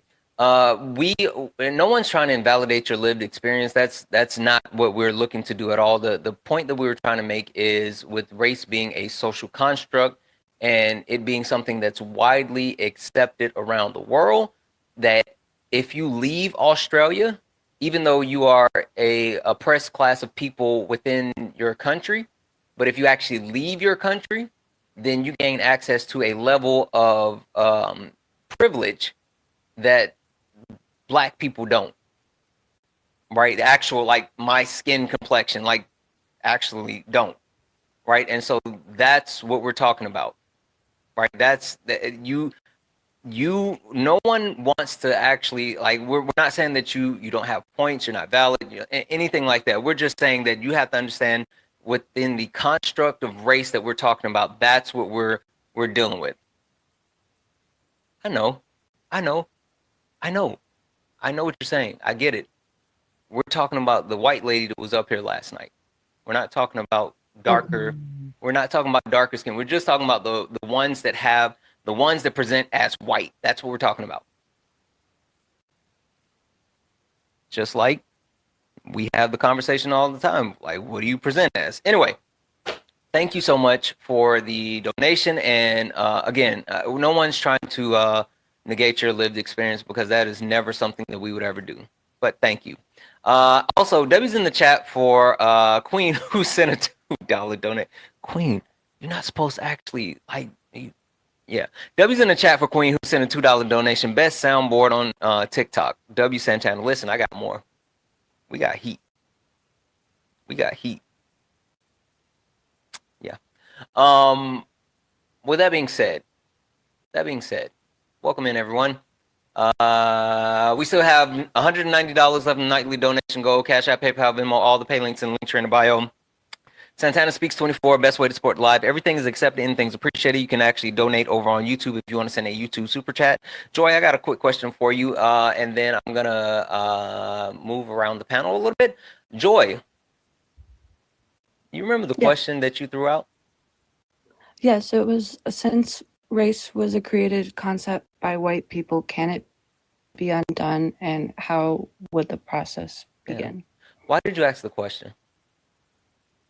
I was in a live before. I think his name was Patriot, and he was talking about how Black people cannot be racist because they did not create race. And I was just genuinely curious about, like, if race is created, like, to me, like, anything created can be destroyed. But, like, obviously this is gonna take a couple centuries. But there's always some place to start. I don't want to mischaracterize what you're saying. Is your premise that you were genuinely looking for a solution to fix racism, or were you looking for a point of contention? A solution. Like, how can I, like, as a white person, start to like vocalize that race shouldn't be a concept. Okay. Well, Joy, listen. I got a homework assignment for you, if you don't mind. Okay, I got my pen. I want you to go figure that one out for me. And when you figure it out, I need you to come back and share with the class, because that is a hell of a question. I've never even thought about that until you put it in my head, and now I don't know if I can stop thinking about it. Okay. How much longer will you be on the live? Wait, are you gonna go try to solve it now? Well, no, but if I can, like, find a starting point.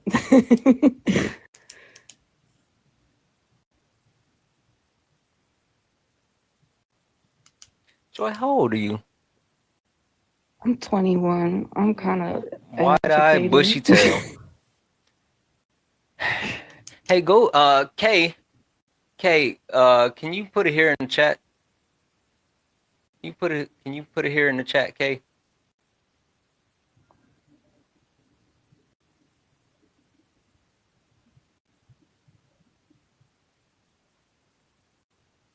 There she is. Hey, do you see Kay? It said Sai here. Give her a follow and connect with her. And I think and to answer your question, I'm only going to be on for about another 30 minutes, but I think it's going to take more than 30 minutes, more than 30 hours, more than 30 days, it's going to take a lot of time. I don't know if you can even get the start of it tonight, though. But I appreciate you, Joy.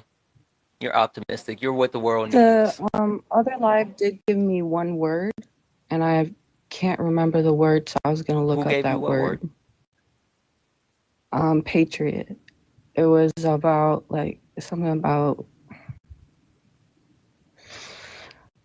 I can't even remember the word. That's why I'm asking again. Structural functionalism? Yeah, I figured that. Yep. Yes. Solid. Okay, I'm going to go look up structural functionalism. Okay. Thank you for coming up, Joy.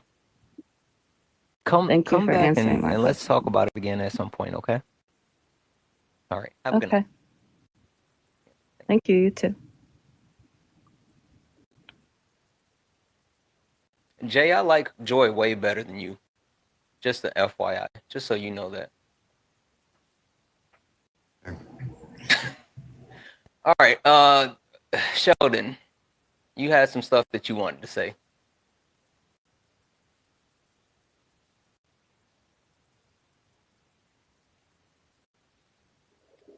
Unfortunately. Yes.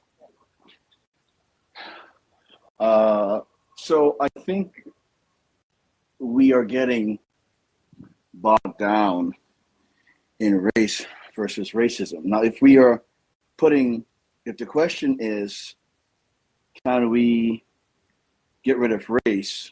Are we coupling that with racism? Because for me, why I said what I said before about anthropology, you will learn that race scientifically, we are all of the human race. There's no, this black race, white, but that doesn't exist. That is a social construct. Hey Sheldon, Yes. do you think we don't know that? Well, that's what. Well, sir, you asked a question. That's why. That's Wait, my answer. but no, like seriously, do you think that people don't know that we're all like a part of the human race? I don't think. No, I think they while they know we are human, I think they also think that races are separate, and it's not. You know that. I know that. I think black people know that inherently. I've come across a bunch of racists, and I've never heard a racist say that they don't think that we're all part of the same quote unquote human race. Give me a second here. Welcome in, Parker Raid. Welcome in, Parker Raid. Welcome in, Parker Raid. I hope everyone is doing absolutely well. I hope you guys enjoyed your debates, and good to see you here. Good to see you here with you guys coming in. Tap the screen, share the live. Let's go ahead and get the likes up to 200,000 likes. Let's also knock out the donation goal, which is the donuts. The donuts. Tap the screen, share the live. Also, while I'm doing this, W's in the chat for Shakira, who sent a $15 donation and said that they have a question. You could always just send the question. You didn't have to send. I appreciate the donation, but you don't have to send a donation to get your question answered. I mean, I got you, friend. But yes, absolutely, questions are allowed. And if I can't answer, then I always got a K. But anyway, thank you so much for that $15 donation. Guys, that means that now we have only $175 left in the donation goals. So if you are here, if 175 people send $1, we can close out a nightly donation goal. Cash App, PayPal, Venmo, all the pay links and the link tree in the bio. Santana Speaks 24 is the best way to support the live. Everything's accepted and things appreciated. If you look up at the top and it says the word follow, that means you're not following me. Go ahead and hit that follow button and make sure you send your daily heart me, and also set the alarm so you know when I go live. Welcome in, Parker Raid. I want to go to Swan. Swan, you got your hand up. So human beings are not a race, right? I think it's really important that when we talk about race, we understand what that is. Human beings are a species, right? Yeah, species. Did I say race? Yes. So you didn't say that. Sheldon said it. Yeah, I mean species. I mean we're all the same species. Sorry, Yes, go ahead, yes. Swan. Yeah, and so the categories that we're speaking on, these would be categories that would be, I guess, chosen essentially by society. It would be, again, primarily based on your phenotypical presentation. There is some nuance to that. For example, in the United States, people from Middle Eastern, North African, they've fought to be classified as white legally, but that I think it is going to change soon. But so Sheldon, we know that it's a social construct. We know that the construct of race is not an actual thing, right? But I'm not really sure why you keep on saying that we should take a biology anthropology class. I'm not sure what it was that you said, but I don't think that we need to necessarily do that. Physical or biological anthropology. Okay, yeah, I don't think that it's necessary for us to take a class on that in order to understand racism. I think we need to understand the systems and how these systems are impacting people's material conditions, right? Because depending on what your phenotypical presentation is, that is going to dictate, no matter how hard you work, your ability to become successful without hurdles, right? So I'm not really sure what it is that your understanding of race is. I like to respond. But yeah. Well, I think it's just but give it a second. That's again, that's not how we work around here. But go ahead and finish, Swan. Yeah. It's a systemic issue, and I think the focus has to be on what those systems are and how they're impacting people. And for YT people, the first step for them is going to be self-reflection and in acknowledging their part in perpetuating or upholding systems that are exploiting other groups of people, if that makes sense. W's in the chat for Amaya. Amaya sent $1 donation to the nightly donation goal. Amaya, thank you so much for that $1 donation, guys. That means we only have $174 left in the nightly donation goal. Thank you for the donation. Welcome in Parker Raid over on the YouTubes as well. I see you. Hey, if you're over on the YouTubes and this is your first time seeing me, make sure you hit that subscribe button. A lot of people watch over on YouTube but don't hit the subscribe button. Make sure you hit that subscribe button because subscriptions are free over on the YouTubes. Also, holy smokes, W's in the chat for Amanda. Amanda sent a $20 donation to go towards the nightly donation goal. Amanda said, keep being the voice of reason. Listen, Savvy, thank you so much. I try, but then we have interesting conversations that make it kind of hard to continue to be said voice. But I try. Also, W's in the chat for Victoria, who sent a $5 donation to the nightly donation goal. So, guys, that means that we now only have 99. 99. Wait, hold on. That's not right. Hold on. 49, 149. I know. I was so excited to sing my song. I messed up. We only got $149 left in the nightly donation goal. Cash App, PayPal, Venmo. All the pay links are in the link tree in the bio. Santana Speaks 24. Best way to support the live. Everything is accepted. Anything is appreciated. Also, I just want to call out there are four amazing black women on the panel right now. We got Swan, who has the black hand up. We got Soldier Boy Erica up in the corner. We got Falcon, who is like money. And we got Dolan, who's right like there. Can we make sure that we're gifting all four of them because they have been absolutely amazing? Please, please, please take care of all four of them because they have been up here dropping knowledge. Erica just kind of got dropped. But make sure we're gifting all of them and also give them a follow. They're super dope. All right, Sheldon, you wanted to reply. Also, somebody send Jay, which this is judgmental Muppet or whatever, just one rose. That's it. Somebody just one rose, no more, just the one. Sheldon. Yeah, so I think I am being misunderstood because I was reading some of the comments. I am well aware of the ills of racism. I have firsthand, as most Black people have, experienced that, right? When we say we want to try and erase this issue, the reason why I talk about what I talked about us being, and I use species and race interchangeably, so I'll use a proper term of species. When I took that, I really did not understand that there is no difference. We're the one species, right? So this is why. So for me, this is what I'm saying. Thank you for the pretty wings. Sorry. This did not occur in a vacuum. It's based on a false belief that there is this difference. Yes, there's phenotype differences. To me, that's ethnicity, right? So what I'm trying to say is that it. But that's not right. What's not right? Finish your sentence, and I'll let Basil tell you. But go ahead. That was just wrong. But go ahead. No.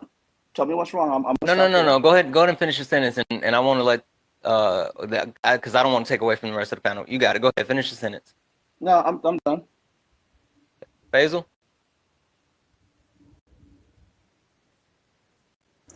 Ethnicity is also a social construct created by people and human beings.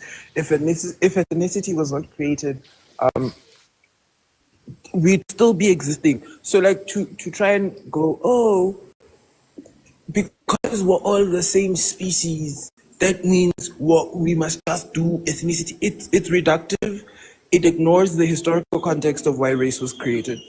And it gives, honestly, white supremacy a way out of taking accountability. It's weird because we cannot use race that is denoted in scientific taxonomy and anthropology to try and justify, oh no, we should all just come together and unite. It's disingenuous, right? And it's a gross misuse of science. I've been doing science my entire life, and I literally mean basically my entire life. It is a gross misuse of what science is, of what anthropology is, and what taxonomy is.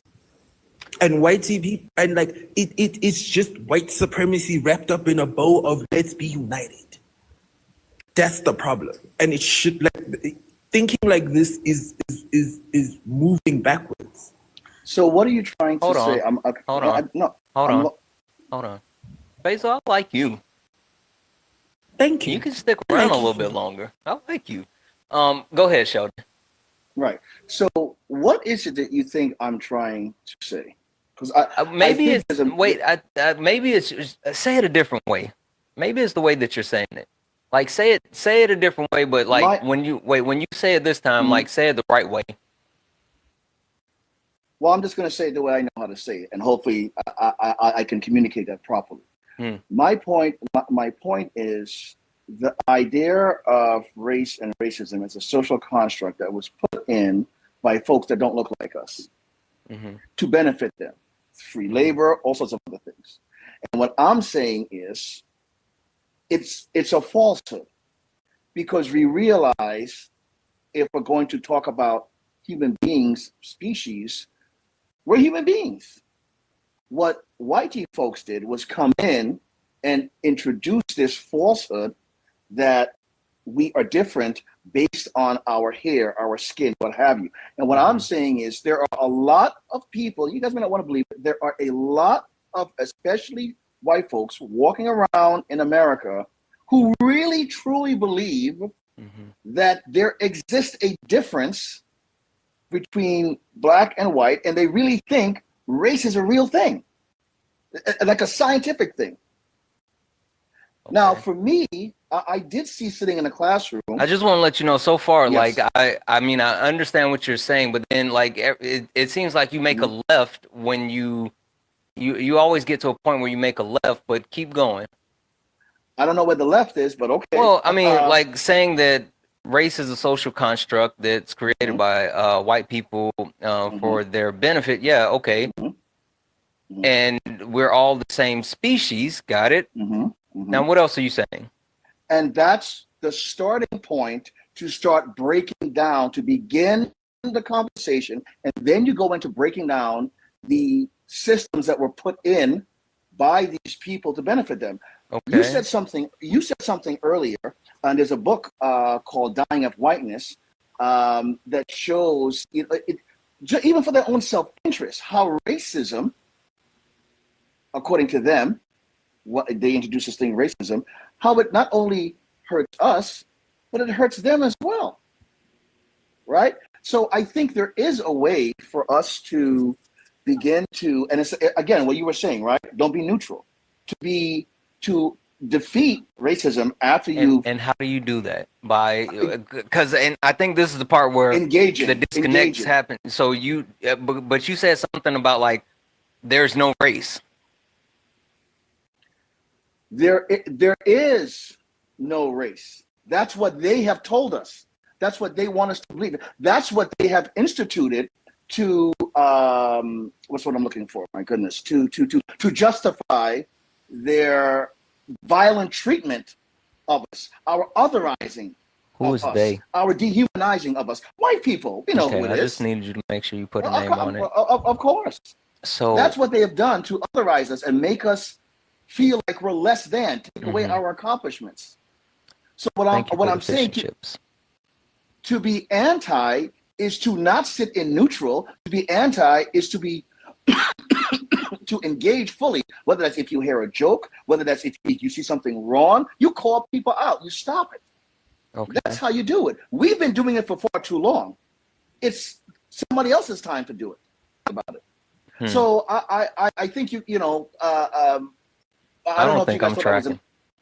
Santana, can I respond? 1 second. 1 second. Yeah, there's multiple people with their hands up, but I actually would love to hear from Dolan. Yeah, I'm confused. Like, I feel like you're making some points, like it's something there, but it's not in. I'm sorry. Go ahead, darling. Yeah, you're just losing me at the part where you, like, race is not real like it is. I don't understand. Okay, let me. Okay. No. Hold on, because I got other people as well. But finish up, darling. Yeah, it's just that's where you're losing me. Like, that just doesn't make any sense. Okay. All right. Hold on 1 second, Erica. What? Oh, I'm sorry. My apologies. All I want to say is, truth, No. I'm tired. Oh, okay. Hey, Options are for you. guess what though? No. Okay, bye. Yeah. Can I get in there? Can you? Yeah. Hold on. I got you, Jay. Don't worry.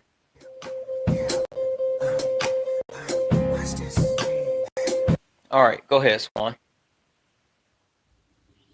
Okay. I just have a couple questions. Just answer with yes or no. You don't have to explain anything else. Did you vote for Trump, Sheldon? No, I did not. Okay, just curious. He said that with his whole chest. I don't know why. Why you would assume Sheldon said you. Sheldon said, come on. Wait. Sheldon said, don't you put that evil on me, Ricky Bobby. I'm sorry, Sheldon. I just had to ask. I just had to ask to clarify. But okay, so I'm gonna ask you a couple questions. Do you know what the rate that young Black children get kicked out of the classroom for exhibiting the same behaviors as their peers? But do you know what that rate is? I do not know the number. I know it's extremely high. Okay. compared What to white about? people. Yeah, just give me yes or no's. What about does redlining still happen? Of course.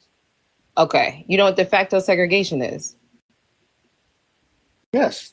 De facto Okay. law, de jure law. Yes. Mhm. Okay. Do you know what the exoneration rate for Black people is? I do not know the number, but I know it's not as high as for white folks. That's incorrect. Do you know what the maternal mortality rate is for Black women? Much higher than it is for white women. Yes. The reason why I'm asking you those questions is because I don't think that this has to be super complicated when we talk about like what the solutions would be, right? The issue is that there are systems within a structure that exploit all groups of people who are not YT globally, right? So we need to understand what that looks like. But here's the issue though, and this is why I'm over here like about to lose all of my edges, because when we speak on these things, right? If you say the wrong thing or you give out misinformation, then you're potentially participating erasure, depending on what group of people that you're talking about. I think that you really have to be well versed in understanding what these things are. And here's the thing: we're all learning. All of us are learning, right? It's a never-ending journey. But it really is as simple as this: there are systems that are oppressive, and that they negatively impact our material conditions, and that in order to get rid of it, those systems have to be gone, right? So I think the conversation has to focus on that. I'm really not sure why there was a class involved with sciences that needed to be taken for people to understand this. It's understanding the ways in which our society is set up, because that class that you're taking is not going to address law. Is that class that you're taking going to address law? No, it's not going to address the fact that banks cost themselves a total of $16 trillion because they did not want to lend money out to Black people who were qualified and overqualified to receive them, right? So we have to educate ourselves on what racism is in the first place. We have to deconstruct. If you are Black, it's going to be anti-Blackness. If you are YT, it's going to be your racism. If you're Asian, it's going to be anti-Asian. If you're, so on and so forth, right? And you have to get rid of that white tea lens that we've all been indoctrinated and forced to wear, right? And once you get rid of that lens, then you can take in the proper information, and I think things will become more clear for people. So hold on, let me can say I this real quick. please respond to W's that? in W's in the chat for Sonny, who sent a $2 donation saying much love for your work. Thank you so much for that $2 donation, Sonny. You're absolutely amazing. Go ahead. So again, I think my point is being misrepresented, right? When I say that racism is not real, I mean race is not real. I don't mean to. I am not implying that the effects of what white people have done the systems they have constructed and erected. I am not insisting in saying that that's a figment of our imagination. What I'm saying is the creation of it was based on nothingness. It wasn't real. What they had to invent something to justify what the hell they were doing to us. I am painfully aware of the prison, school to prison complex, painfully aware of the unfair treatment that black bodies have received in the medical field. You know, Dr. Sims, the things that they have done. So I am on board for deconstructing that and getting rid of those oppressive systems that have continued from time immemorial to have us at a disadvantage. Yeah, I'm well aware of what Chase said about the trillions of dollars that America has messed up. That's what that book, Dying of Whiteness, is. It shows how it's, you know, America, just think of where we could be had they let Reconstruction continue and not had that pulling out of the troops. So I'm well aware of all these things. And Hold on. Emperor. I want to let you go because you haven't had an opportunity to say anything. Also, I follow the backup right here. Look right here. This one. Make sure you follow this account too. This is the backup account. Just in case Thanos comes back. Emperor. Hello, everybody. I've been listening for a while, and there are just a few things that we need to discuss. Like, you can't dismantle race by pretending it doesn't exist. Boom. That's what I was saying. That's what he kept saying, though, right, Emperor? I feel like that's what he was saying. And you have to dismantle race by dismantling the systems that were built around it. Like, so for one, we have to be honest with ourselves and tell the truth. Like, we have to teach. And this is a good platform because there are people who are coming in that really want to learn. Like, so we have to teach how race was invented in every classroom, other than just saying, oh, we're going to do it in Black History Month. We have to break the lines between race and outcome. Like, why does your zip code, your name, your skin tone still predict your education, income, and healthcare? Like, or the likelihood of you being unalived by police. So we have to dismantle race, meaning building systems where those disparities no longer exist. And we have to shift the power, not just opinion, and diversify leadership, fund Black and Indigenous communities, and in these policies that uphold white supremacy. Again, like a lot of people kept saying, redlining, school zoning, over policing. It's not enough to say, oh, we love everybody. If you love justice, then you can change who gets to make you can change who gets to make the rules. And one of my final things that I'm going to land my plane is we need to stop stop weaponizing race neutral language. Like things like, I'm colorblind, I don't see race, we're all human sounds nice, but they ignore the reality of racial harm. Like, and you can't dismantle what you refuse to name. So a lot of white people have the issue where they're like, oh, I don't see color, I don't see this, I don't see that. But if you won't face it, you can't dismantle it. So race may be a social construct, but racism built real prisons. It made real it made real policies. It caused real harm. And dismantling race means tearing down the systems that made it matter so much to begin with. Yeah. Excuse me. W's in the chat for Chase. Chase added a $5 donation. Chase said, just something for the nightly goal. Chase, you're freaking awesome. Thank you so much. Just something for the nightly goal. Have a blessed night, Santana, and all the wonderful ladies on the panel tonight. And listen, Chase, the one thing I'm gonna say this. I'm gonna have like a legitimate sidebar, and this is for Swan because you're up here and you've been up here and for the last couple of nights, and I'll even say Falcon, because Falcon, you come in often, and Darlin, I just met you, but you and I are like locked in. We're besties now. On a serious note, I legitimately appreciate the fact that Black women feel comfortable enough to come into this space and to like spend their time in this space and actually be here and like come up and and want to actually engage and interact. So that means a lot to me, on a serious note. So thank you, Swan. Thank you, Erica. Thank you, Covey. Thank you, Queen. Thank you, Bratz. Thank you, Dwalin. I mean, just all of you. So anyway, I'm sorry. Falcon, you wanted to say something? Okay, so I completely understand what it is that you're talking about, Sheldon. I never want to call myself an anthropologist because I don't have an advanced degree yet. However, I know exactly the class that you're talking about, and that line is from Anthropology and the Study of Humanity by Scott Lacey. And it is that theory that is posited forth in anthropological terms that we are one race, the human race, and that is directly from Scott Lacey's writing in that Anthropology 101 textbook. But you have to understand what you're doing is conflating an academic subject where we're talking about biological specimens over the span of human history with this very specific conversation about the recent construct of racism. I know Swan probably knows the exact number of years since it's been constructed. I don't. That's not my field.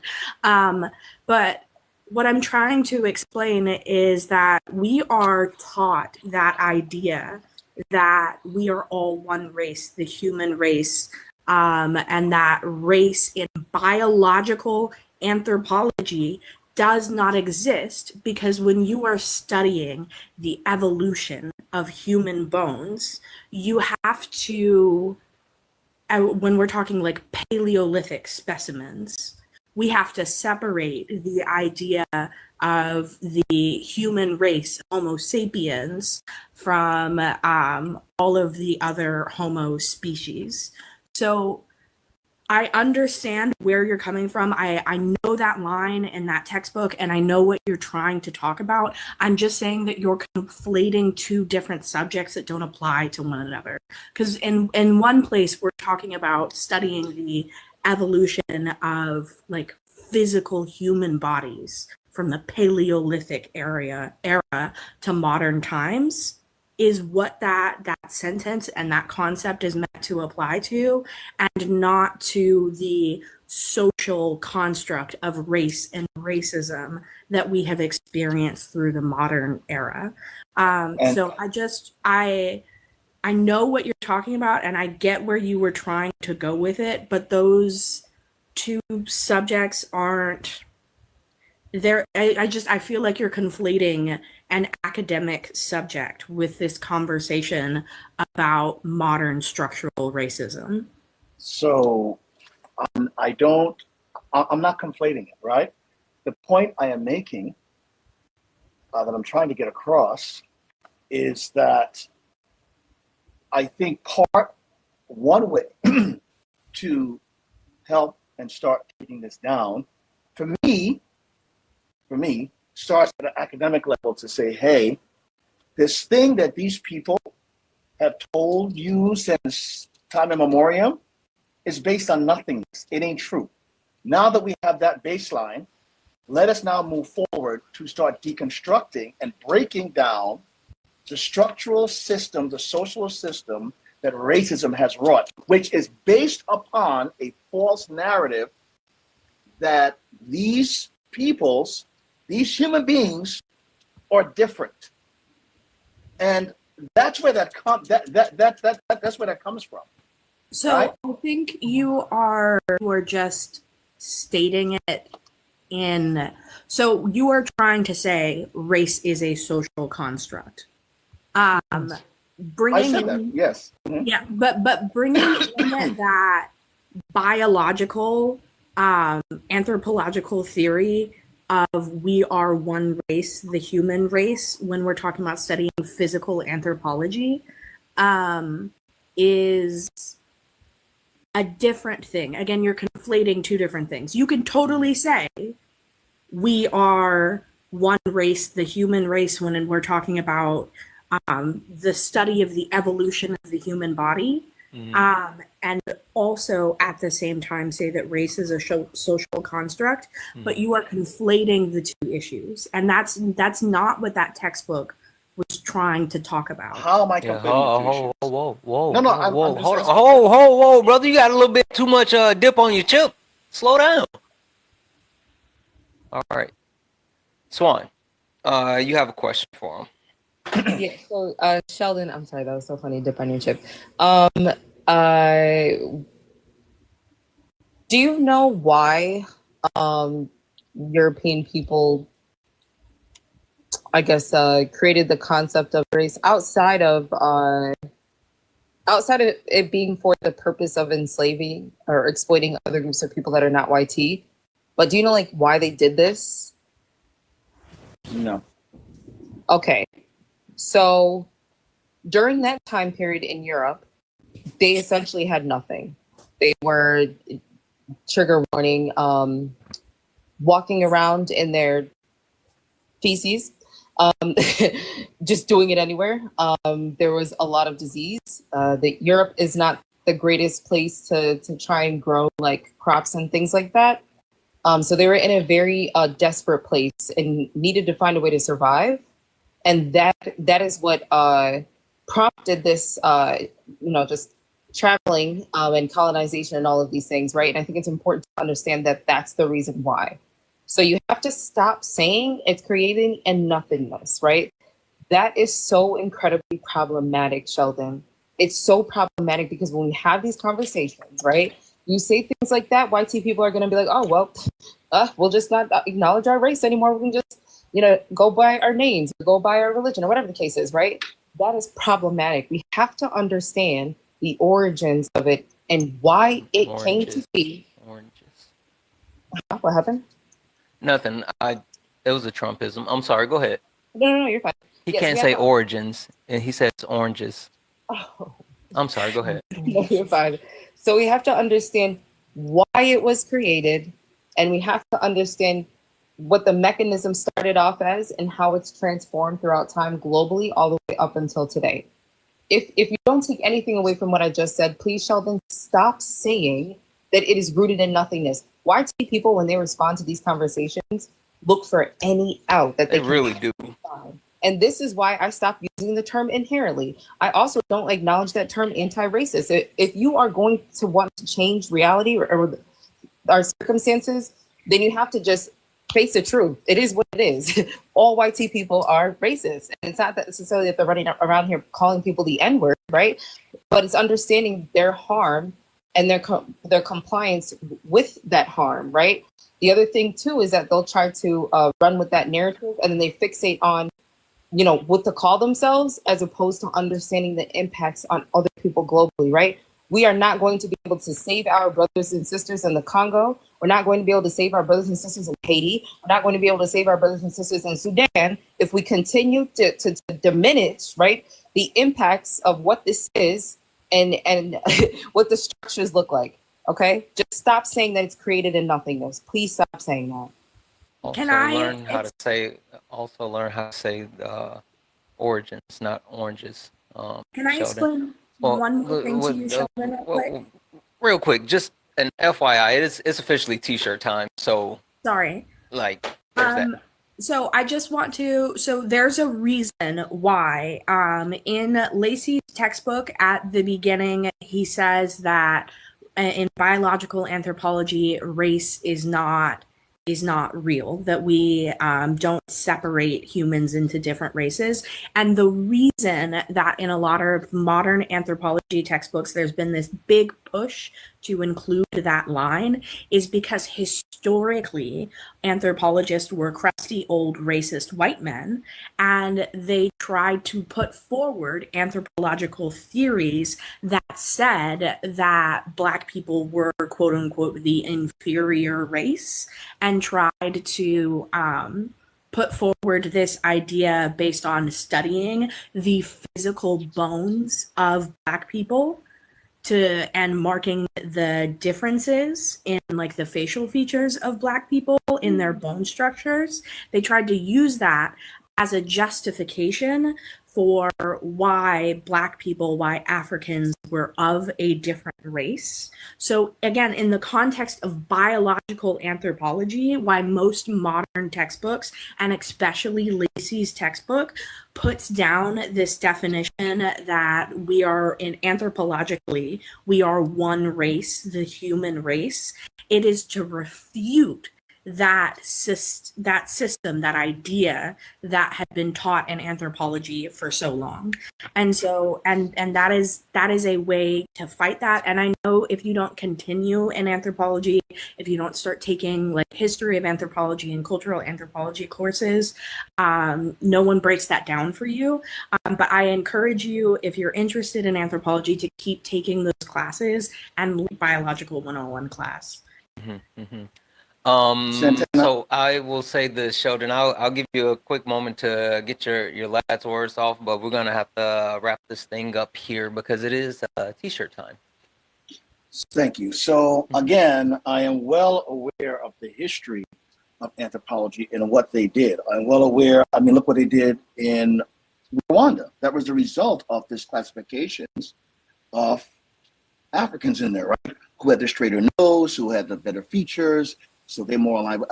I'm well aware of that. So I think maybe I am being inarticulate or in expressing what I'm advocating, what I'm espousing, right? So everything that Swan has said, you have said, I am in 100% agreement. And okay, so for me, Swan, when I say it's based on nothingness, when I say that, what I meant by that is, let me find another word. It's bullshit. You guys came, you stole and you plundered, and then you, in order to say that we did nothing, you ripped up the history, you hid it. You didn't talk about penicillin that we had invented in Africa, the wall cities, all these things. So your claim to fame is based on it's bullshit. What you've done. Hey, my mom watches this language. Sorry about that. I'm and sorry. what you've tried. Sorry, Yes, when Juan? he's done, can I just comment on one important thing? Go ahead. When he's done? No, I won't. No, go I ahead. won't. I'm done, I'm done. No. I want you to land your plane. Yeah, no, I'll let my plane there. You sure? Okay. Yeah. Yeah. Swan. Okay. You just brought up what happened between the Hutus and the Tutsis, right? Yep.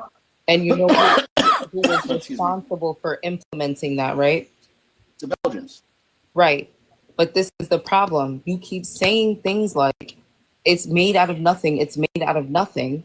And then you bring up what happened to the Tutsis and the Hutus, and you leave out the fact that this was it was because of neo-colonialism, and that it was forced onto them by European powers. Again, that's causing harm, and it allows the displacement and the blame, or I'm sorry, it allows displacement of the blame. And I'm telling you right now, like Sheldon, we hear people say these things all day long. Oh, well, Black people, they sold themselves. They did this, they did that, whatever. And that's not. But just let me finish. Sheldon, listen, it is the things that you are saying, right? The Hutus and Tutsis were fine with each other and did not have as like the Rwandan G-side, like what took place, the amount of bodies that dropped because of Europeans, because of racism and white supremacy. That's the issue. You bring up the fact that there were biological differences between them. I'm not saying that you believe that they were real. What I'm saying is you have to watch your wording, because you're making it sound as though they did this to themselves and they did not. No, I never said that. Whoa, Sheldon. Why do you keep raising your voice? What is happening?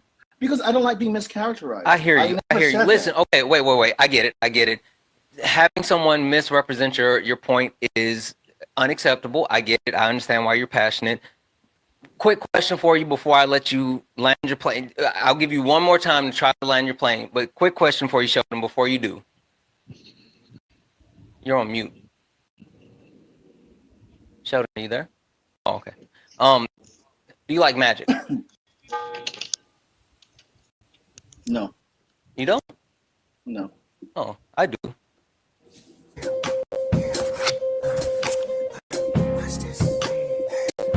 not about to do that again. W's in the chat for Sean. Sean sent a $20 donation. A little too much dip on your chip. Still laughing. Yeah, I don't know who this guy thinks he is. I mean, like, yeah, you got access to the panel. You're talking. Why you keep raising your voice? What you got all the? I got all the bass in your voice. Trying to do something? That's weird. That's weird. Final words. Final words. Emperor, what's your last thought? Well, I've been listening, and I'm trying to understand what he's saying, but what he is saying is problematic language. So, anthropologists say we are the human race, okay? Or Homo sapiens sapiens. And that's exactly what makes the invention of race even more violent, because Europeans didn't create race because it was real. They created to justify slavery, genocide, global theft, even while knowing we're the same species. So a lot of people who argue that point try to rewrite history as if Africa wasn't the center of civilization long before Europe discovered anything. Well, I found out last night that actually it's Australia. Australia is the cradle of civilization. It's the motherland. That's new to me. I know it was new to me too, and don't worry about it. Don't worry about it. You had to be here. Anyway, go ahead. So when race was invented, it wasn't about science. It was about power. Like saying race isn't real doesn't teach. And race is a social construct. So then everything built on it, redlining, mass incarceration, generational theft, you can't fix it by pretending it never mattered. And you can't fix it by this, you can only fix it by dismantling the systems that still believe in it and the systems that uphold it. And that's my last thought. Perfect. Hey, thank you so much for coming and hanging out. You came up here and you brought it. I appreciate you. Thank you. Thank you. My new homie, Faisal, what you got? Last words. I just hated when people use science wrong and grossly misuse the teachings and the scientific knowledge that we use. But he kept telling everybody to go take an anthropology class. I mean, he had to have taken the class, right?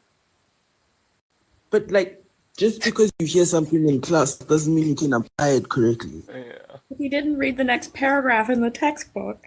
That's my cat, right? Like, I learned all of this in Bio 101. I didn't even take anthropology and Bio 101 in first year. I learned this. So I don't understand. Can people stop using science? Just people in general. Can you please stop using science as Hold on. Because you say that, and then you fuck around and get people like, the Trump administration who, like, say, oh, okay, fuck science. Because I don't know if you guys saw this, but RFK Jr. pulling the funding from, was it Jiva? Anyway, it's the $8 billion the United States contributes to vaccine studies all around the world for lower or poor countries or whatever. Anyway, you say that too many times and then they start like believing you and they get away from science. Let's use it the right way. Yeah, I'm not saying like don't look at science at all. Read the books, look it up. I'm just saying don't use it to justify social political things. The two don't work together, right? Exactly. So like if you're gonna use science, use it correctly. Research the things that you're gonna say. It's weird. They don't get past like the second page. That's like, and it's Yeah. Hey, I legitimately like you. Like seriously, you are welcome back at any time. You brought it. Like, thank you very much. Anytime. We've actually been on Swan's panel at the same time. We didn't have a one-to-one interaction. I'm kind of oblivious when I'm around these TikTok streets. Like, Basically, you've been in my life since day one, right? I think. Really? Your OG. Yeah. Okay, well, swipe or no swiping, I got them now. Hazel, thank you so much. I appreciate you. Thank you. Can I do a self plug before I drop? Do it. I am going to be going live over the weekend Probably When like your morning time, like throughout the weekend, but like in the morning time for you guys, because I'm in send South me Africa. a live invite. I'll come camp out with you. Thank you. Mhm. Because capitalism sucks and I need to fundraise for myself to pay bills. Mhm. I only have a PayPal, which is exactly the same thing that my username is. It's the exact same word for word. But yeah, also to plug Swan, please come into Swan's lives, follow Swan. We Yeah. fundraise for the Congo in her lives, so please also come do that. Yeah, well, Thank you. slow down for a second. So if you're gonna like do the grift thing, right, you got to learn how to do it, especially if you're gonna do it online. Guys, there's still 642 people hanging out here. First and foremost, make sure you follow Faisal, right? Faisal is gonna be doing his own live, and they are gonna be amazing. So make sure you give Faisal a follow. And while Faisal's still up here, let's go ahead and shoot Faisal some love, right? Whether it be sending some gifts or hitting Faisal's pay link. Faisal's pay links are in the bio, and it's going to be the same thing. It's a PayPal, so if you got something, drop something, make sure you make something shake. Go ahead and just show Faisal some love. Make sure you follow Faisal. Make sure you give Faisal. Make sure you donate to Faisal.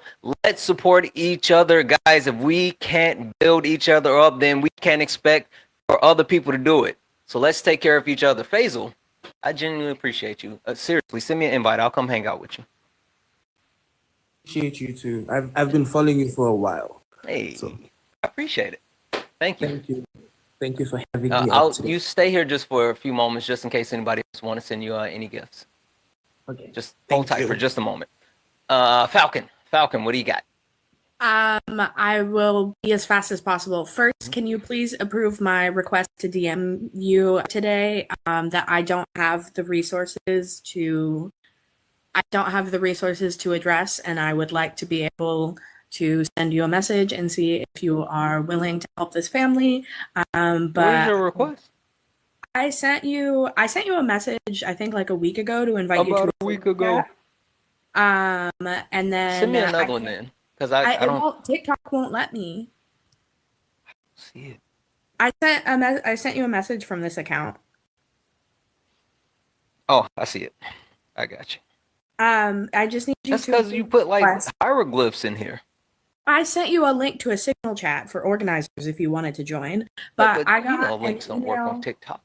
I got an email from a family that needs help, or not directly from a family, but from an organizer in Louisiana about this family that needs help, and I don't have the resources to help them, but I am. Send it over to my mutual aid email. You know, we got a mutual aid email in the bio. Okay. It's Santana Mutual Aid at gmail.com. Santana Mutual Aid at gmail.com. Send it over, yeah. Okay, and so I would really appreciate it if you'd look at this case and see if you can help this family. Yeah. And then, Faisal said everything that I wanted to say about academic stuff. Please don't conflate academic theories out of context. Anthropology is great. Please don't let whatever Scott was saying about anthropology discourage you from exploring the subject. I adore anthropology and hope I have time to finish my degree one day. And then as far as grifting, I don't need any gifts from anyone on this account. I beg you to please follow Money Out of Politics. I go live on this account to try and raise awareness for the organization that I volunteer for. Cat, that wasn't me. So boom. Yeah, make sure you give Money Out of Politics a follow. It's a great effort. It's something I think is absolutely necessary, but that's a whole nother live. Anyway, Falcon, I appreciate you so much. Thank you. Thank you. All right, Faisal, I'm going to drop you down now, okay? Having me. Absolutely, thank you. All right. Dolan. I have to like stare at your name every time before I say it. It's okay. It's pretty phonetic. Also, I'm not good at words. Yeah, that's so there's okay. that. No problem. I don't work so good, friend. I just wanted to thank you for allowing me the opportunity to come up. I've been watching your live in particular just this past week. Last night in particular was kind of wild. So And you got the Australian. Did you get to see the Australian yes, thing? I did. That was crazy. Did you hear when she screamed, "But I'm black"? Yes, that was wild. I'm clipping it. Matter of fact, I'm working on the video. I got to post it. It was crazy. Yeah. But yes, and Swan, I was watching your live earlier, and I saw Faisal on there as well. So I just appreciate what you guys are doing, and the audiences that you're bringing with these lives. I really appreciate them, and thank you for letting me join. Thank you for coming up. Seriously, like I legitimately like anytime you and I locked in for real. So Awesome. come back and hang out. I got a few of my favorites, and apparently I play favorites too much or whatever. But like you just made rotation. So there's that. Thank you so much. You have a good night. You too. Bye. Swan, what you got? Well, I think that. Wait. Guys, there's still, 600 people here?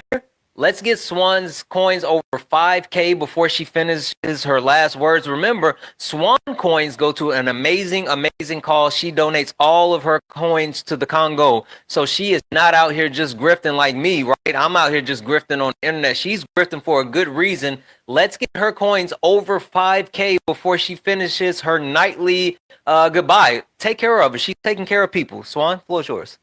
Yes, I think this was a good discussion. I think that there's still a lot of people that are learning from these discussions.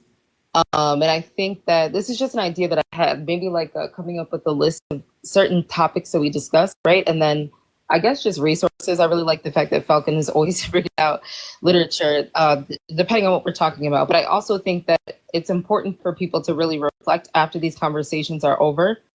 And like self-reflection is key when it comes to deconstructing. And if you cannot like self-reflect about your own actions and the part that you play in all of this, and we're never going to get anywhere. So whether it's a Black person unpacking anti-Blackness, a white person unpacking their racism, we just have to be real with ourselves, 100% real, and remain humble. And remember that the objective is to see the humanity in everybody. I did want to correct something that I think Sheldon had said. Sheldon said that racism does negatively impact white people. Now, did he say that? He did, but there's a nuance to it.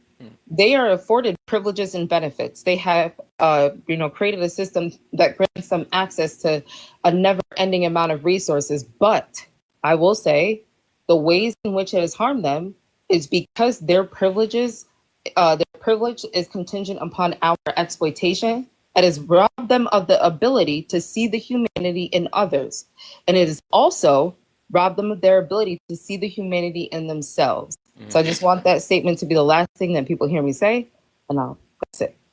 Swan, you know how much I appreciate you. Like, legitimately, especially this week. You've been doing some heavy lifting, and you definitely didn't have to. So that absolutely means a lot to me. So thank you. Of course. Thank you for having me. I appreciate it. All right. Have a good night. You too.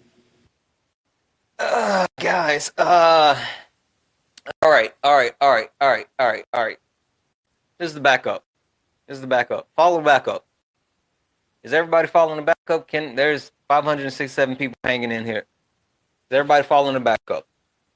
Who's not following the backup? Raise your hand if you're not following the backup. I got my eye on all of you. Thank you, Jenny. Raise your hand if you're not following. Is everybody following the backup? All right. I just wanted to make sure that everybody was following the backup. Hold on. There we go.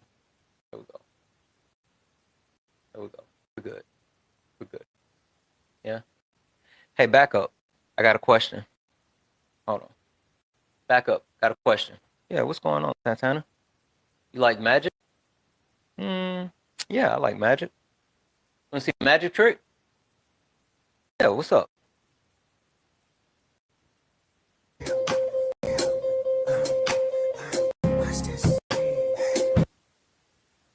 Anybody can get it.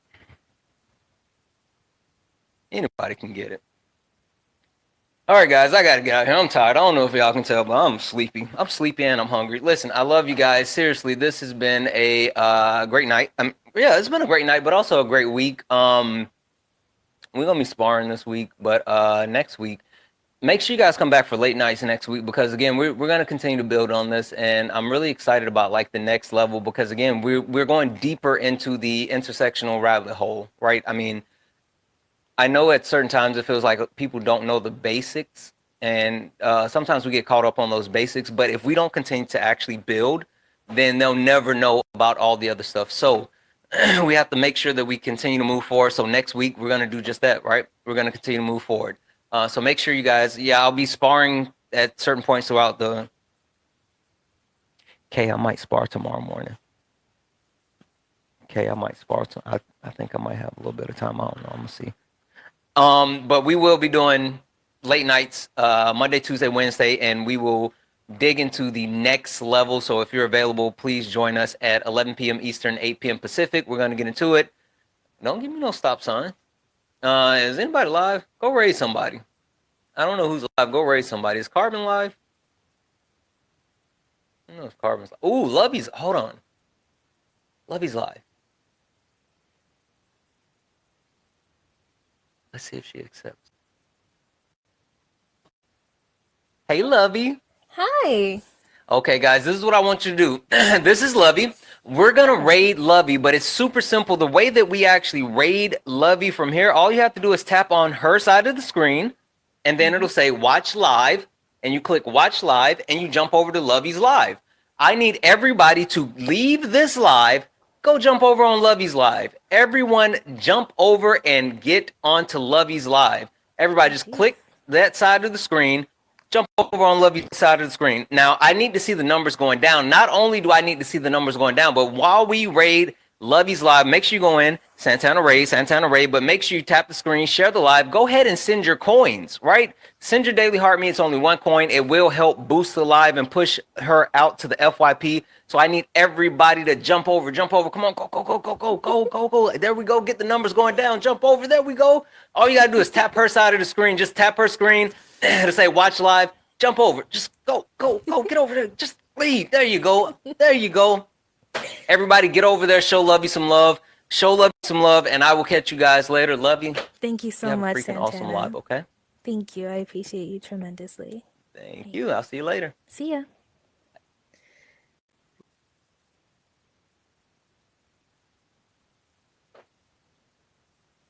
You guys still here, you some losers. You supposed to go show Lovey some love. You guys get over there and show Lovey some love. You just wanted to say goodnight. Why didn't you guys leave?